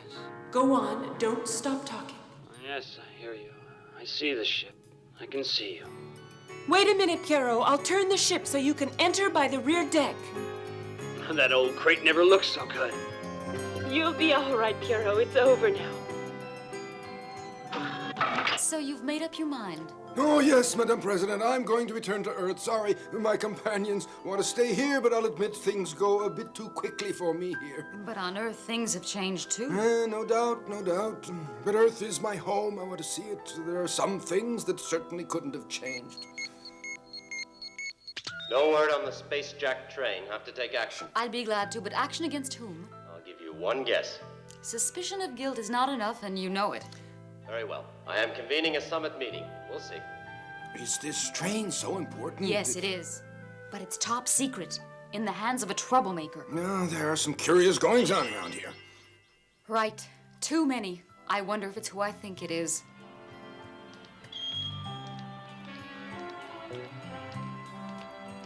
One day we'll come to visit you. On Earth! It's a promise. Oh, well...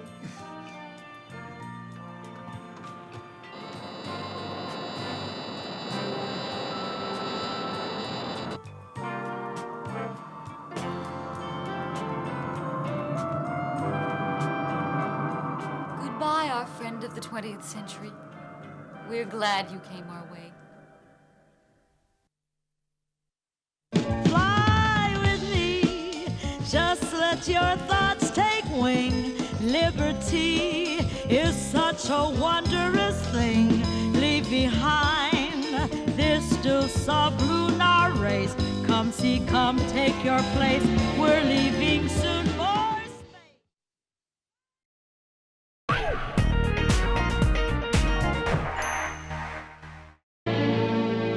Fly with me past Jupiter and Mars. Come and see fields dappled bright with stars, galaxies in astral seas abound. On cosmic paths we'll trace man's journey into space. Fly with me and watch as skies unfold. Superstars in numbers still untold. Dwarfs at play, a frosted Milky Way. On silver wings we'll race like shooting stars through space.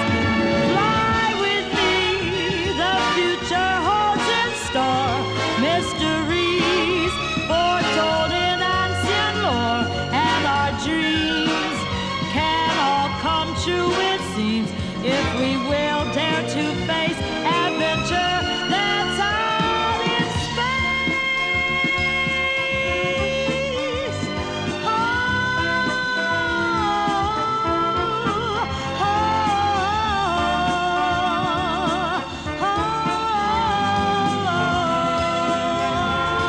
oh, fly with me, just let your thoughts take wing. Liberty is such a wondrous thing.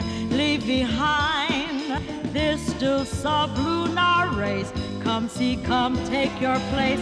We're leaving soon for space. Fly with me past Jupiter and Mars.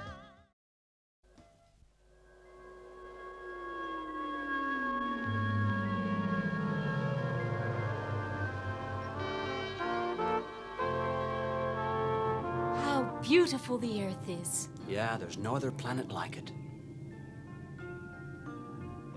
It looks like a great sphere marbled with clouds. It was nice of the Confederation on Omega to give us a vacation on Earth. Yeah, and especially for Psyche, she needs one. You're not in good shape yourself. The only guy around here in condition is me.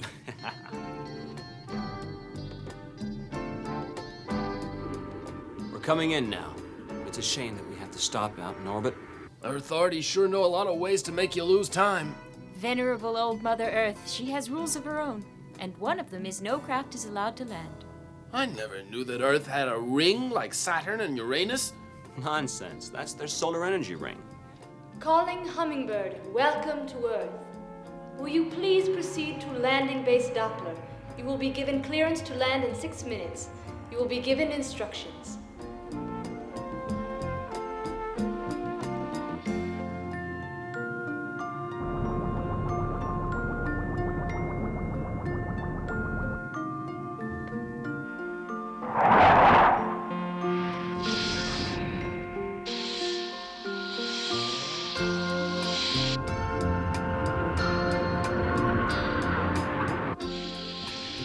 Pressure reestablished. You are authorized to disembark. Gentlemen, there is absolutely no need to be alarmed. Your friend Psyche has a good constitution. All she needs is a few weeks' rest and she should be all right, so don't worry. Oh, here they are. Well, Doctor? I can only confirm your diagnosis, Doctor. No broken bones or serious lesions. A sprain here and there. Routine treatment. As for you, Lieutenant, a little rest wouldn't do you any harm. You've had rather a heavy load lately, is that right? And you're apparently made of very stern stuff. Well, I sincerely hope all three of you spend a very enjoyable time on our dear old planet Earth.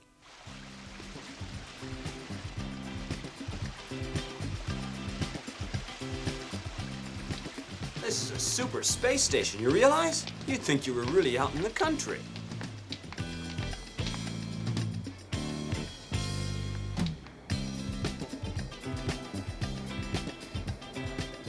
Hey, we're going to be late. Get moving, Hector.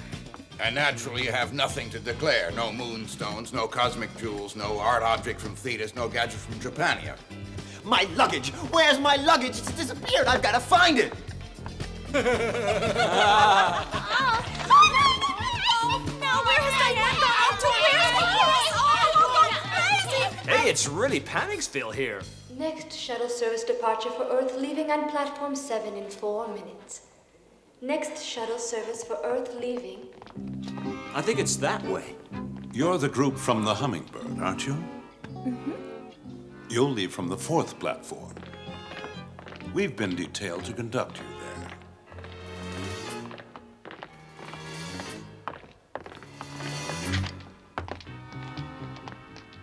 Ladies and gentlemen, please take your seats. Immediate departure. It almost feels like we're Grouchly's prisoners. Only General Grouchly's men never smile.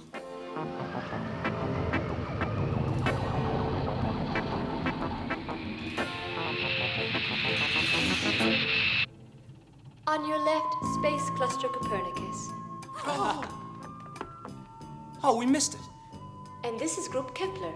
On your right, a large pleasure and recreation center, the cemetery in space. Oh, we gotta go see that. I hear it's terrific. Hey, what are those? Oh, you got me. We need a guide to explain all this. And look at that. Oh, look down there. It's the belt of solar mirrors that surrounds the Earth and supplies all its energy. Here you see the ring of solar mirrors. We are 36,000 kilometers above the Earth. The so-called geostatic zone, because an object placed in orbit here moves at the planet's rotation speed and appears stationary from the ground. That is why there are so many obstructions here. Please excuse the delay. Magnificent clouds like a beautiful dream. Ladies and gentlemen, please take your seats. The sound you will hear in a few moments is caused by our re-entry into the Earth's atmosphere. Below us is the Atlantic Ocean, Italy, France. We are now circling back. Ladies and gentlemen, we will be landing any moment now. The anti-gravitational system will now be put into operation. Prepare to land. Thank you.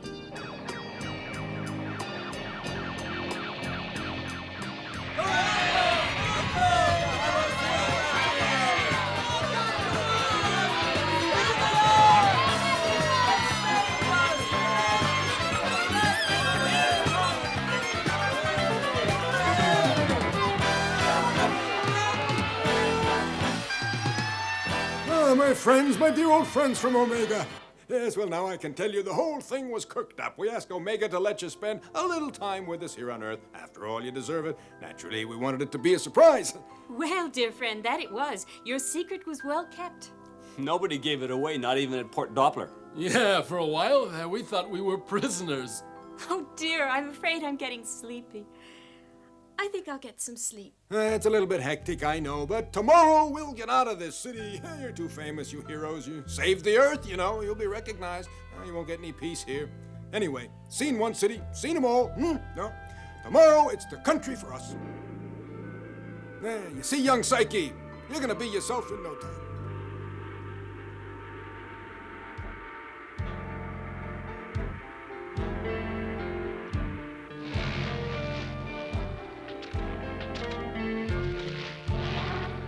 Peaceful it is here, as though it could go on forever.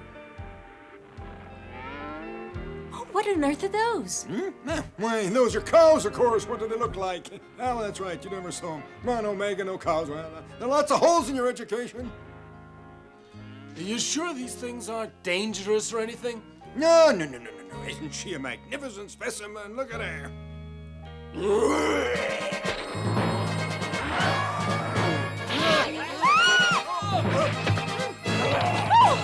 Don't hang around, let's go! I'd like to see the ones you call dangerous. It's true, on Omega, we have nothing like this. Then there's nothing like this on any planet we know. Look, there's the house, down there. You see it? Hello? Oh! Hello? Ah, there she is. Well! She's my faithful old servant. Well, in a way, I mean, she's considerably younger than me. Is this another one that's not dangerous? He doesn't look too ferocious. Down! He might gulp you down in one bite. Well, there are our young heroes at last. Well, heroes or not, let's get one thing straight. We have routine here. Supper at 6 p.m., bedtime is at 8 p.m., same as the chickens. And breakfast is at daybreak, same as the chickens. That understood? Does she expect us to lay eggs? You'll drink fresh milk from our own herd and eat honey from our hives. You'll like it. It's like a paradise here. Was it always like that? We've always heard so much about the violence here on Earth. It's difficult to believe it's true. Oh, it's true, all right, and it was probably much more violent than you can imagine. It's taken centuries for the people of the Earth to resolve their quarrels, contradictions, become adult, but it would take too long to explain it. Oh, no, come on, tell us. Tell us. You'd like to know? Where shall I start? Toward the end of the 20th century, things started to go wrong. Excessive industrialization, more and more production. And why all that? To give people a few superfluous goods, to consume products, use them up as fast as possible. Towering pride of government. Now, a global view of world mattered less than keeping your clients happy. As in Roman times, the payoff with the inevitable result that raw materials needed for human development were used up. For instance, when my old spaceship left Earth in 2023, there were so few metal deposits left they had to rely on melted down scrap. There were junkyards full of old cars, and since there was no more motor fuel, they started using coal. And then when the coal ran out, it was wood. And then when the wood ran out, there was only one place to look, up. And they turned to the sun naturally. And so, as my old crate was leaving Earth, they started constructing what was to become the ring of solar mirrors.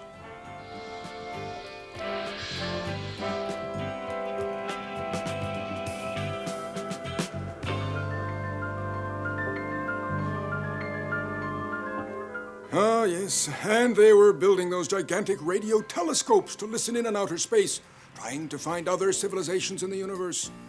They had learned that they had to be put up above the ionosphere, since long-wave radio frequencies didn't penetrate that layer.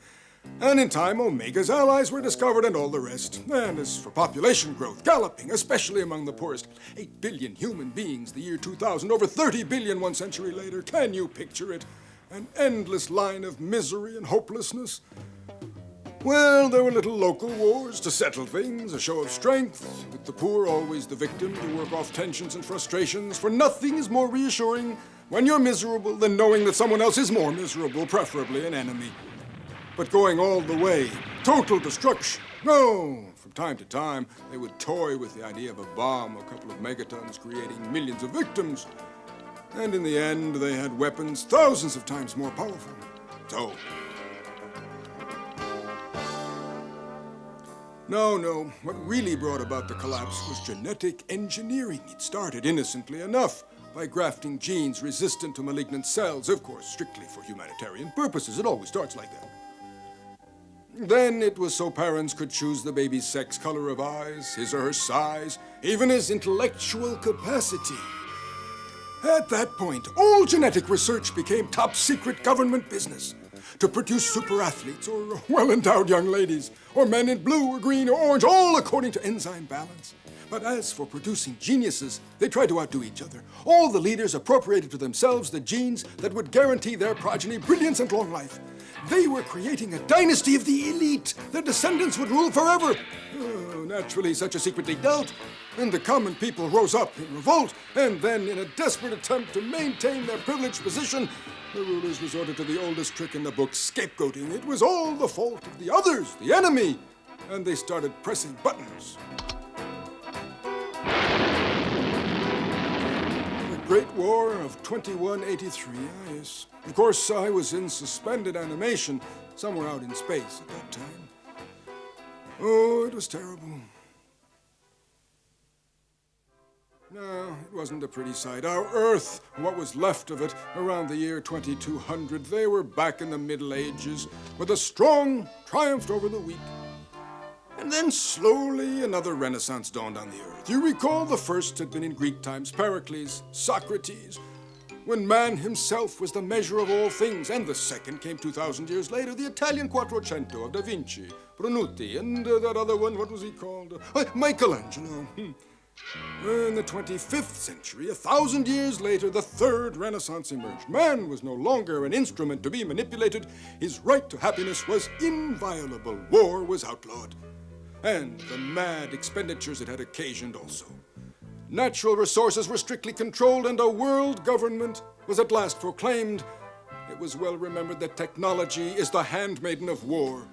The first tentative communications were made with other constellations, and they went out and discovered the existence of Omega. Rules were set down. Other planets were not to be pillaged. It was a new era. Our space trains would go out and bring back, from uninhabited worlds only, certain metals and water. Really, water? Yes, that's right, water. A substance we are sadly in need of on Earth. And ever since all's gone well. No, alas, it hasn't been quite so simple. Poor old Earth has been subjected to her troubles, yes. One was the spread of computers and the whole domain of data processing, which took on an alarming proportion.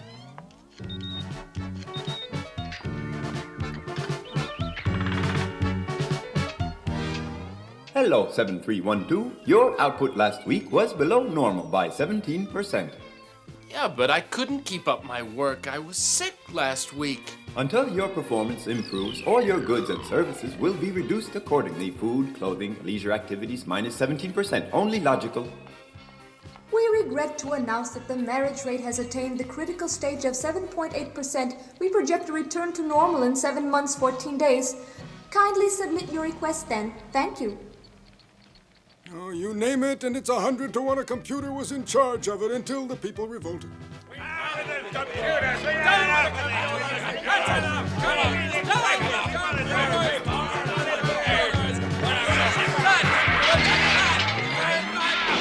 Old Mother Earth also had her problems with the people who wanted to control her weather, her climate.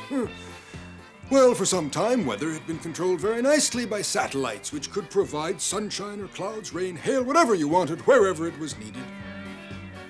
And sure enough, one day a group in the north wanted to teach the south a lesson for whatever reason, and they deprived them of sunshine and rain, and other such little practical jokes.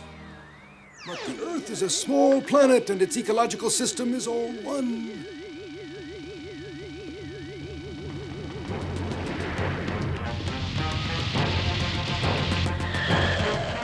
In view of the terrible catastrophes that resulted, the satellite toys were taken away from these sorcerers' apprentices.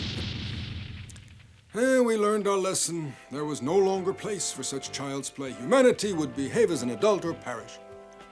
Alas, I'm afraid there will always be madmen with their delusions of grandeur. Madmen, yes, but they must not be entrusted with power. Meanwhile, look around. We've come back to the simple things, as in the 19th century. If only men were wise enough to learn wisdom.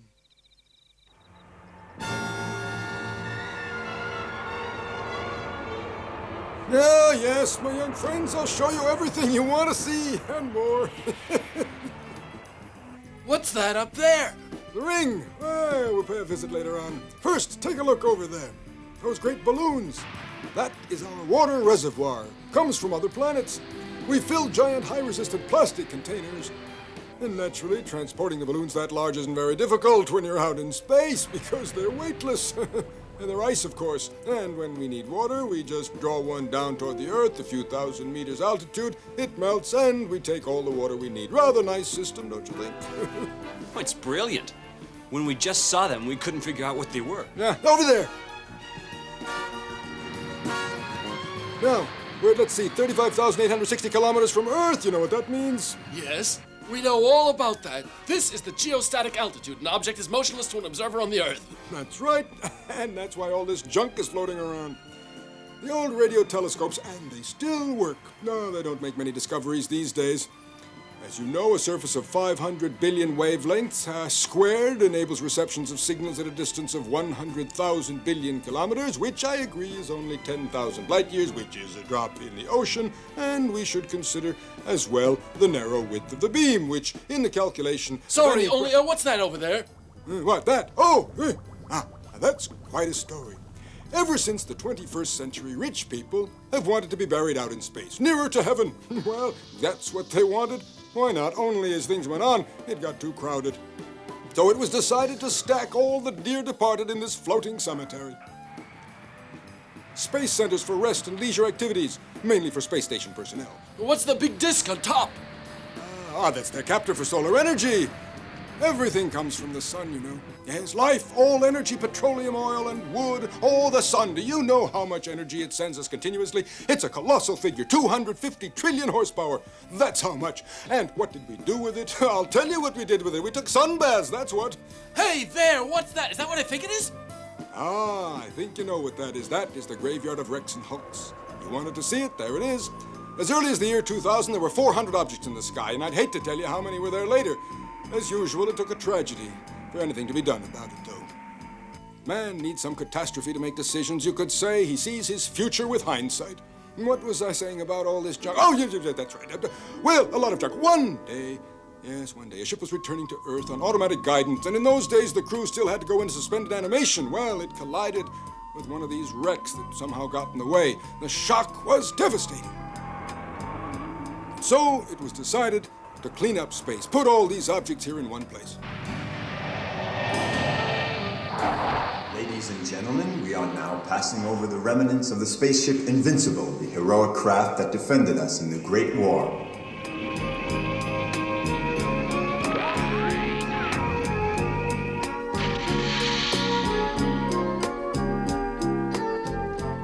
As you see, it's a favorite site for tourists. They come here, on pilgrimage. It's a museum. There's Leisure Center there. Then you have the amusement park, full of all sorts of extraordinary games, fast food, pills, shows. Well, do we go on? Mm-hmm. To the Ring of Solar Mirrors.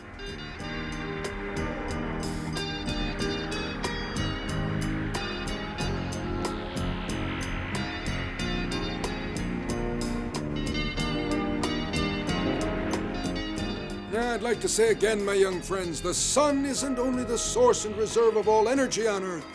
It is the very source of life itself.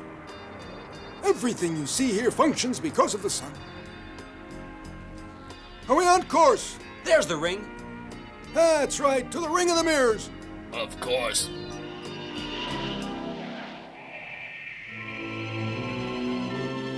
The energy ring, and there, the sun. Have you ever considered what the results would be if the sun's rays striking the Earth were not just scattered about, but were focused in a single point? All right, it's top secret, only I think you ought to know.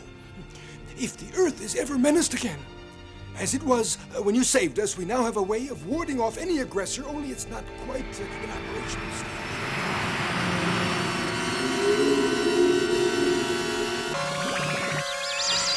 Once it's perfected, nothing will be able to resist it. The hardest metals will melt like butter and glow white hot. Even whole planets will melt, be destroyed, reduced to spatial dust. Such a weapon will defend the Earth from orbiting stations.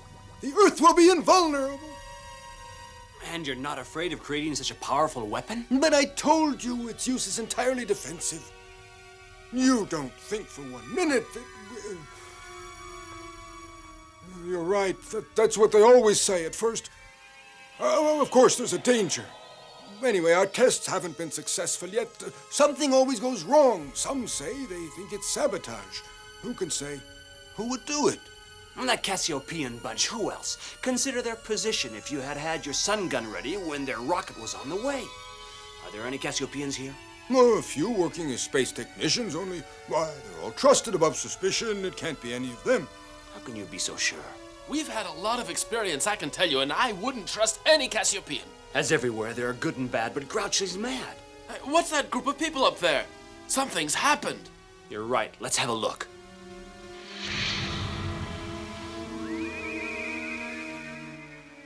Looks like he's dead. Police, go on about your business. There's nothing to see here. Oh, I'm sorry, sir. I didn't recognize you with the suit. As you see, one of our officers was killed. Looks like he was thrown from his vehicle, sir. Was he alone? Yes, on routine patrol in this section. Have you found his vehicle? Yes, Lieutenant. It's orbiting around. Should come back in 10 minutes. It's programmed then. Quick, there's no time to lose. You'd better stay in the shuttle. Yes, okay.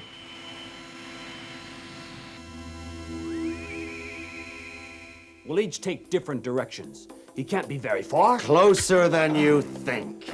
You see what curiosity got you? Didn't anyone ever teach you it's not polite to poke your nose in other people's business? Education isn't what it was in my day. You need a lesson. Yeah, okay, you win. Only first I'd like to know just what's your game. Well, I guess I can tell you, since the two of you are gonna die, that cop surprised me as I was finishing a little job of sabotage, routine stuff.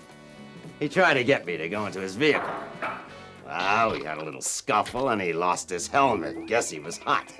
Anyway, the poor fella didn't pull through. I rode his police vehicle once around and got off here. Now, does that clear it up? Bye, you guys. Hey, wait a minute. Aren't you those jerks from Omega? The big heroes? Yeah, sure. Now the boss is gonna be happy. Okay, you guys, your hour's come. Now you know what happens to heroes.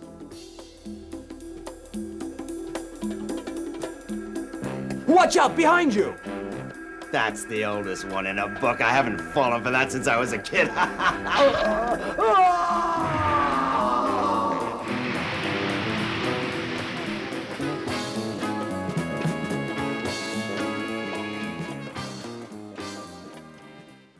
Fly with me, just let your thoughts take wing. Liberty is such a wondrous thing. Leave behind this still sublunar race. Come see, come take your place. We're leaving soon for space.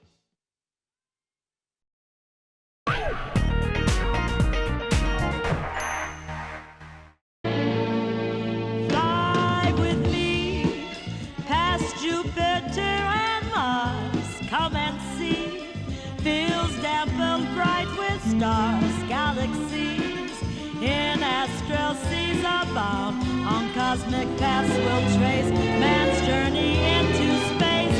Fly with me and watch as skies unfold.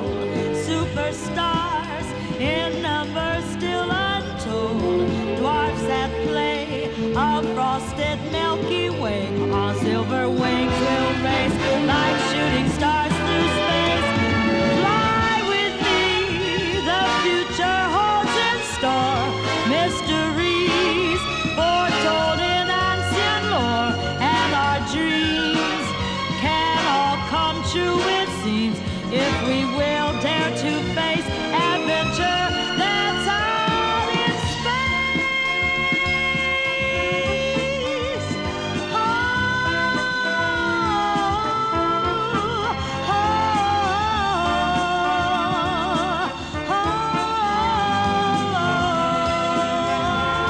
oh, fly with me, just let your thoughts take wing. Liberty is such a wondrous thing. Leave behind this still sublunar race. Come see, come take your place. We're leaving soon for space. Fly with me past Jupiter and Mars.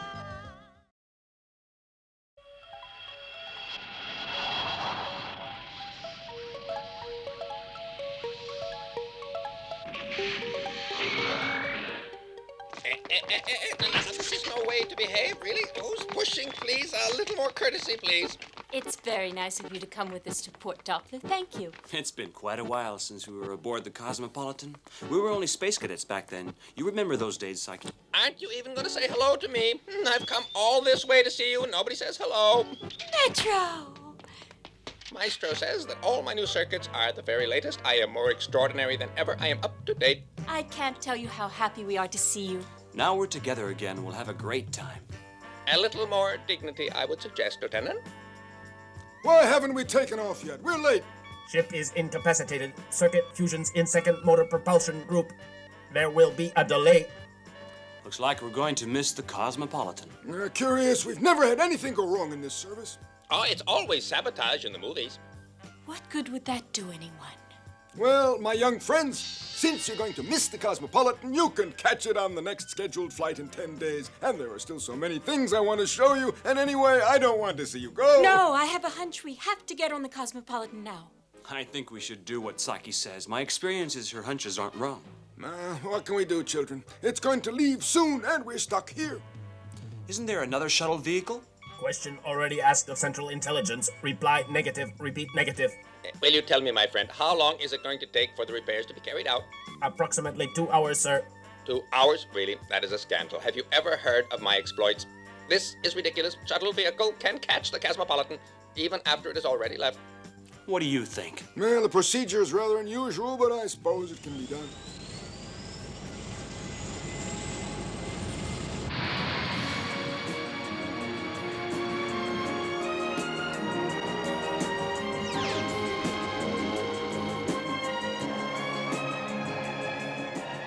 I'm mechanical friend.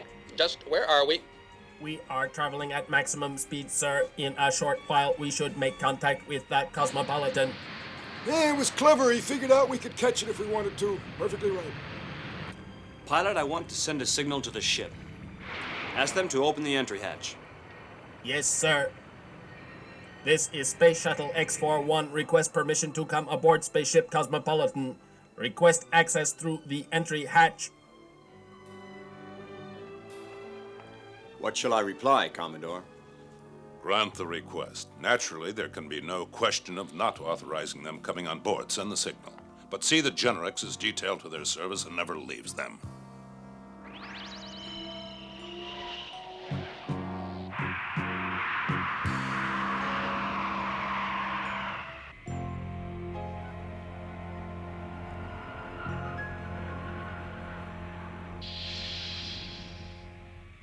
My name is Generix. I have been assigned to your party. And why, I would be glad to know. I am here, in case you didn't notice. What did you say? Oh, nothing. You know who they are? Recognize them? This is cabin number 1. I suggest the gentleman take it. The other, farther on, will be good for the lady. But we reserved adjoining cabins. That's what we want. Mm-hmm.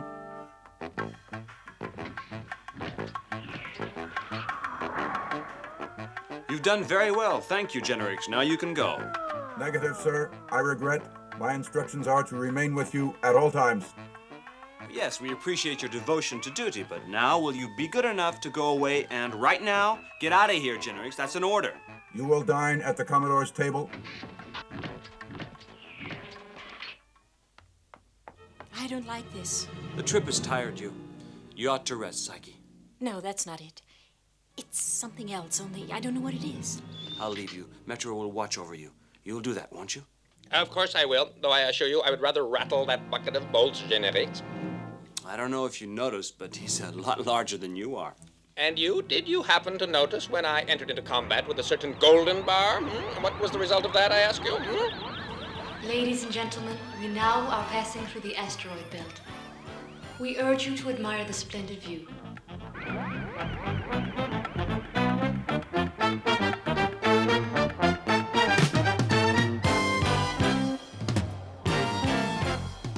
Yes, you're quite right, my dear. Just what I was saying to Rudolph.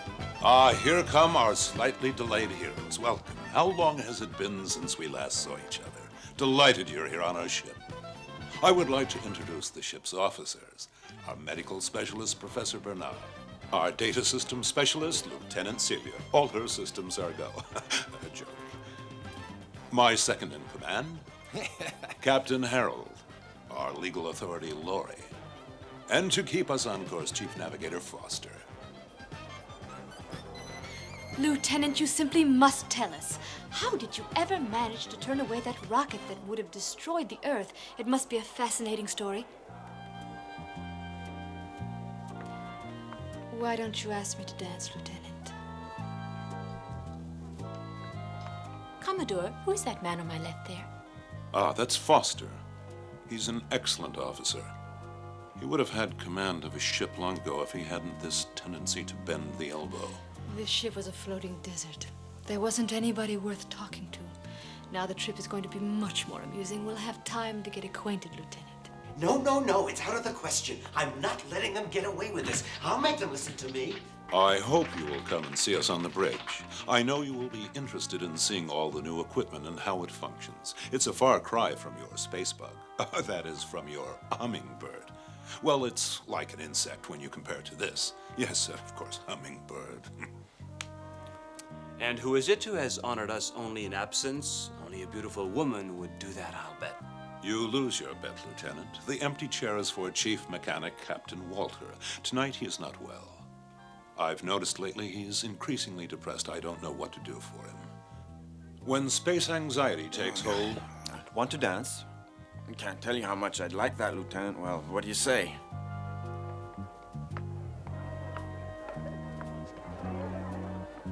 Okay, we can talk here. I'm really glad you two are on this flight. You and Lieutenant Pierre are the only people aboard that I dare talk to. Crazy things are going on here. It's hard to explain it. All these new officers. The ones that got on at Port Doppler. Oh, they're good in their work, only, I don't know. You can't get through it like they weren't there. Surely it's not the first time you haven't taken to a new crew, is it? No, but this is altogether different. These guys, I don't know, they give me the creeps, yeah. And then there's Chief Mechanic Walter. He's an old pal of mine, but now I think he's kind of flipping out a little. And the Commodore? Oh, I've known him for years, and yeah, he's acting kind of funny, too. I mean, I don't know, I could be going nuts.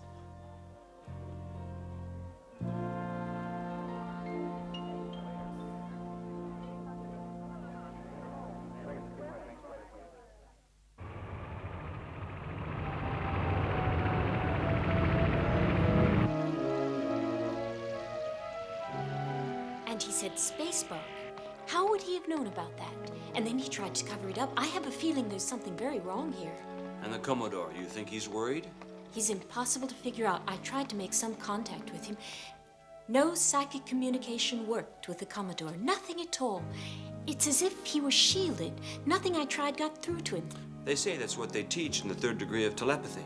But he's not telepathic at all. And when I tried to... Careful, he's bugged up to the ears with microphones. Here you are, Lieutenant Pirot. Hello. Are you trying to tell me that you're the Lieutenant Pirot from Omega? No, you don't look like any big hero to me. No, you'll never make me believe it. Hey, wait, who is that man? Walter, he is very ill.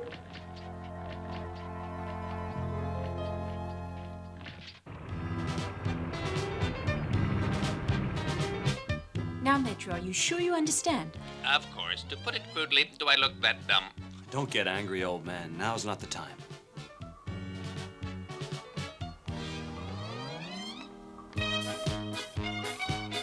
Why don't you sit down there? You two can share the co-pilot's chair. There in front of us, Jupiter. We're getting nearer now. As you can see, it's very beautiful. Commodore, with all due respect, we are acquainted with the sector. Oh, yes, of course. Sorry, Lieutenant. Yes, I was forgetting.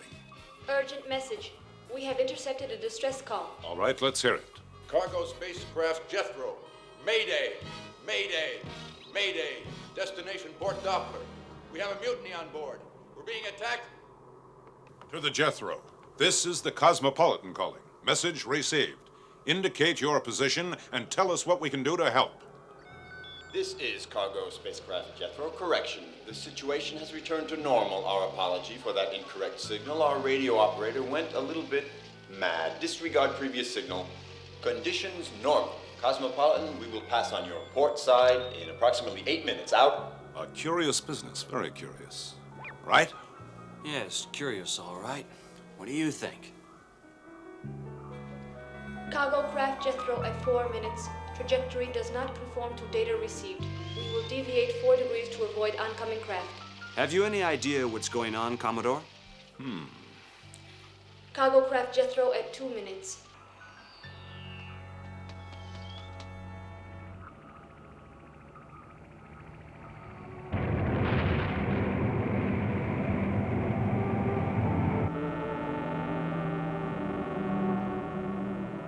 Commodore, can't you get any closer?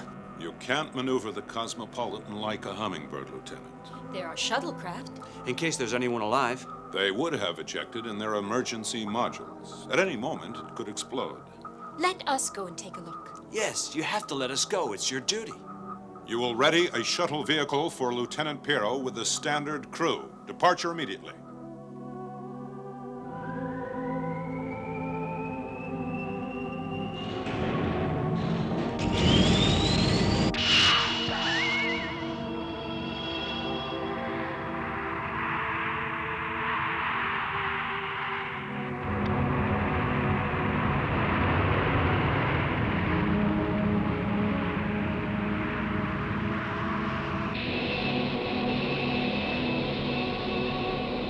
No sign of any survivors. It's an inferno of fiery coals. They didn't have a chance. It's horrible. How could such a terrible thing happen? An accident. An accidental explosion. Anything. Who knows? And there was that strange message just before the tragedy. We'd better go back. What else can we do?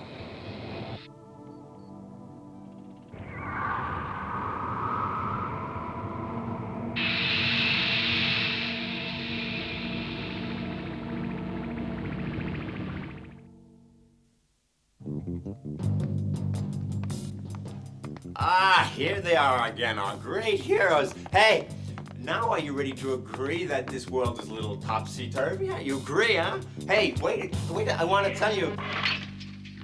Hi. No, there's something wrong, Piero. And when I think of that accident... We've both been depressed by that burning ship, naturally. Not only that, no. It's not right. Things are going on. And I just don't understand them. Metro, did you do what I asked you to do? Of course.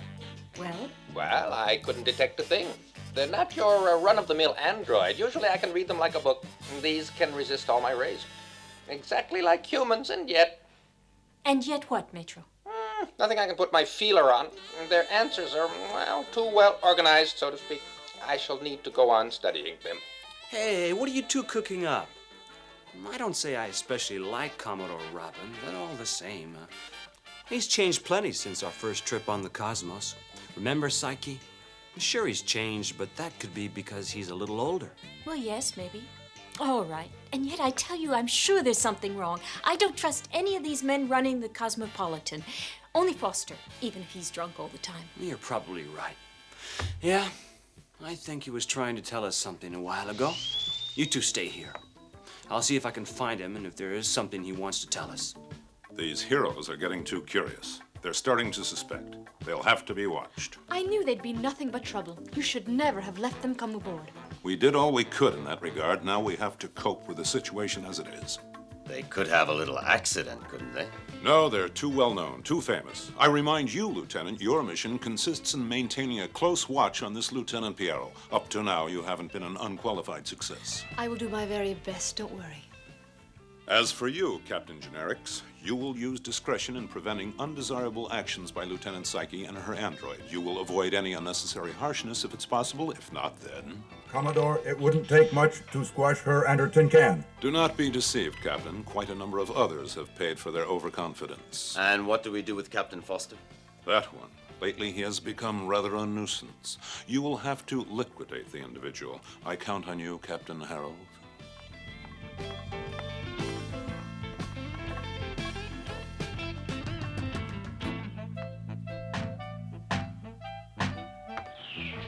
You've been avoiding me, Lieutenant. You make me very sad. You know, that's not very nice, Lieutenant. I thought you and I were getting on so well.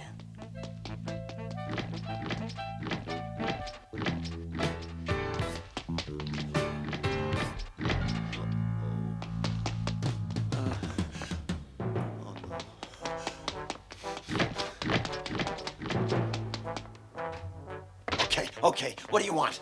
Nothing, Foster. We want to help you. You're a little drunk. Come on, follow us, Foster. No trouble. You just go along with us. No. Come, Foster. No. Come on, you need help.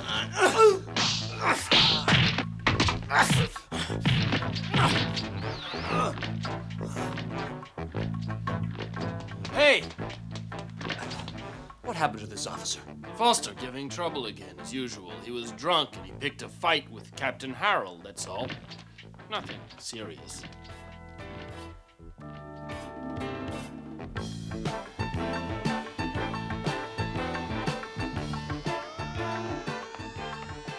going from bad to worse. He has to be ready for tomorrow night. He will be. I don't know. I can't be sure. There are a lot of circuits here to be checked out.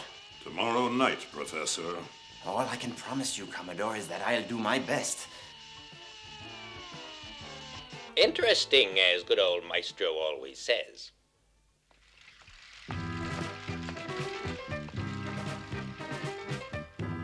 Who do you want to visit? Captain Foster. Follow me. He's taking a sleep cure, and any visitors would only interfere with that. Just for 1 minute, that's all. I told you any visits would only interfere with his treatment. I regret that I cannot authorize them. A sleep cure for over-drinking. I never heard of that, did you? Pierrot, that's what I mean. Now Foster's out of commission like Walters. Metro, did you find out anything interesting? Anything interesting? I don't know if it's interesting to you. I can tell you Captain Harold contains a total of 25,801 electronic circuits. Whether or not you think that is something interesting, I can't say. Are you sure? They're robots, all of them. In any case, he is one. A humanoid, to be exact. And you are quite right, there are quite a few in this ship. Shh! It's just what I thought. Only these are a lot more sophisticated. You can't see into them. We have to locate the real Captain Harold, and Foster, and the others. I only hope it isn't too late. But why are they doing all this? What is their aim? If we can locate the others, they'll tell us what it is. Only one thing is sure, we can't attack this giant ship, just the two of us. Sorry, I should have said the three of us. We'll need more help. Who else can we find? Look, we'll each go off and have a look around, okay? Are these containers? Huh? Yeah, this is where we store the spare parts for the ship in case repairs are needed.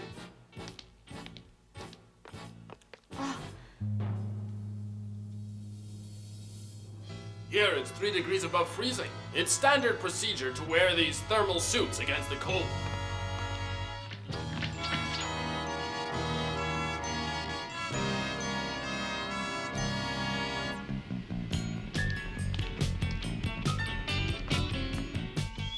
I can say this is quite interesting. Wonder who thought it up. You there. Who there? This area is prohibited to visitors.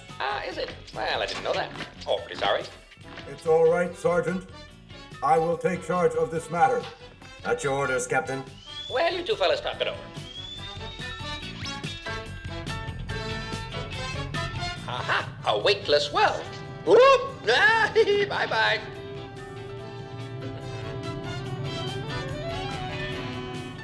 I get the strangest feeling that I am being followed. A communicating duct joins the rising column. There he is again. Touching. And there we are, safe and sound. Aha! I thought there was a door here. There isn't. Curiosity killed the cat. May I say I have only admiration for your workmanship. It pains me to make you pay for your indiscretions. I know just how you feel. Perhaps you wouldn't hold on to me quite so hard. You're too strong. I'm not a balloon. If you squeeze me like that, I'll break. You mind admiring me a little less?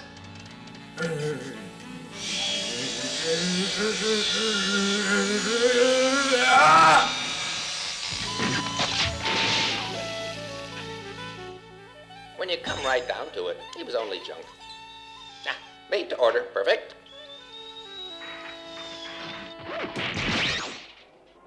My dear, dear friends, in less than 2 days our voyage will end. It is traditional on the last night to hold a gala dance, and so I would like to invite you all to a masked ball tomorrow evening. I'm looking forward to seeing you all at our farewell celebration. Very good.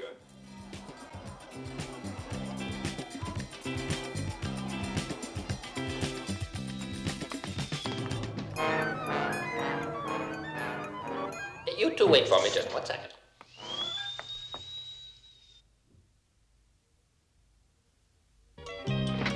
You again. I'm going to teach you a... Teach me a lesson. A little learning is a dangerous thing.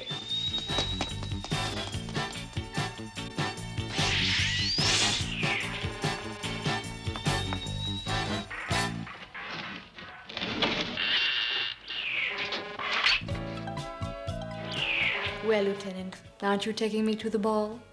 Now you will see that I'm not someone who can be ignored. Lieutenant, now I am going to put things in order. I do regret this. Yes, and I regret it too.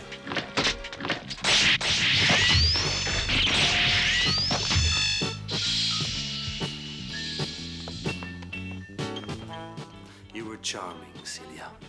You really were. The way is open now. Come on, no time to lose.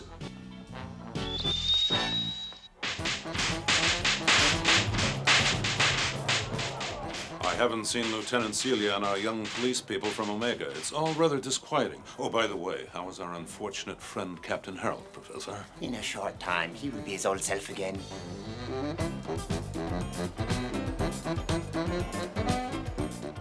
Don't. Oh, you hold me too tight, you big bad wolf. No, don't. Really, you're holding me too tight. Ah, a robot! Dancing with a robot! Oh, what an experience! And I liked him.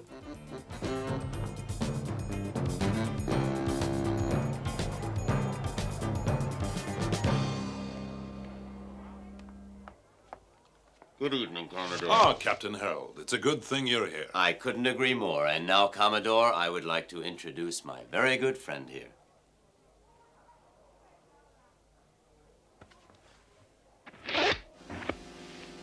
What? But he's an impostor. Guards, quickly arrest him.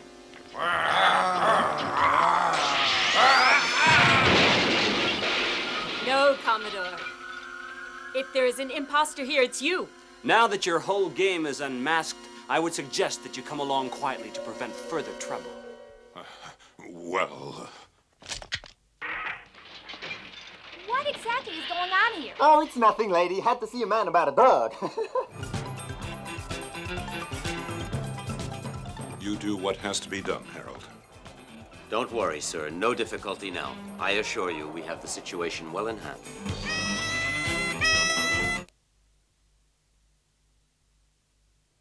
The new ones are fast, as you can see.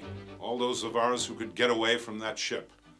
You understand, we never meant you any harm, you humans. It would have been easy to arm our troops, but we didn't do it. And the Jethro cargo craft, what happened? Our group of men became excited. They tried to destroy us with explosives. You saw the results of that. But what's it all for? Why did you do this? Seize the Cosmopolitan or the Jethro. It was only a test. Just to see if we are ready to find out if we are your equals yet. In any case, there's been great progress, and progress will continue until one day we shall triumph. Your victory today is only a rearguard action. Now, I've told you everything. May I request to be left alone? On your honor, will you consider yourself under arrest in this room? I assure you on my word, I shall do nothing at all to try and get out of this room.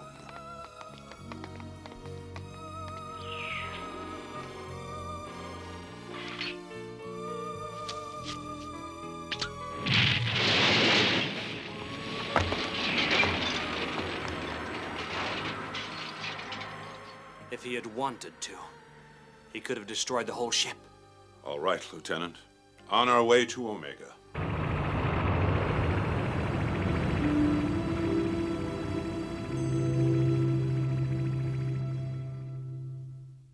Fly with me, just let your thoughts take wing. Liberty is such a wondrous thing.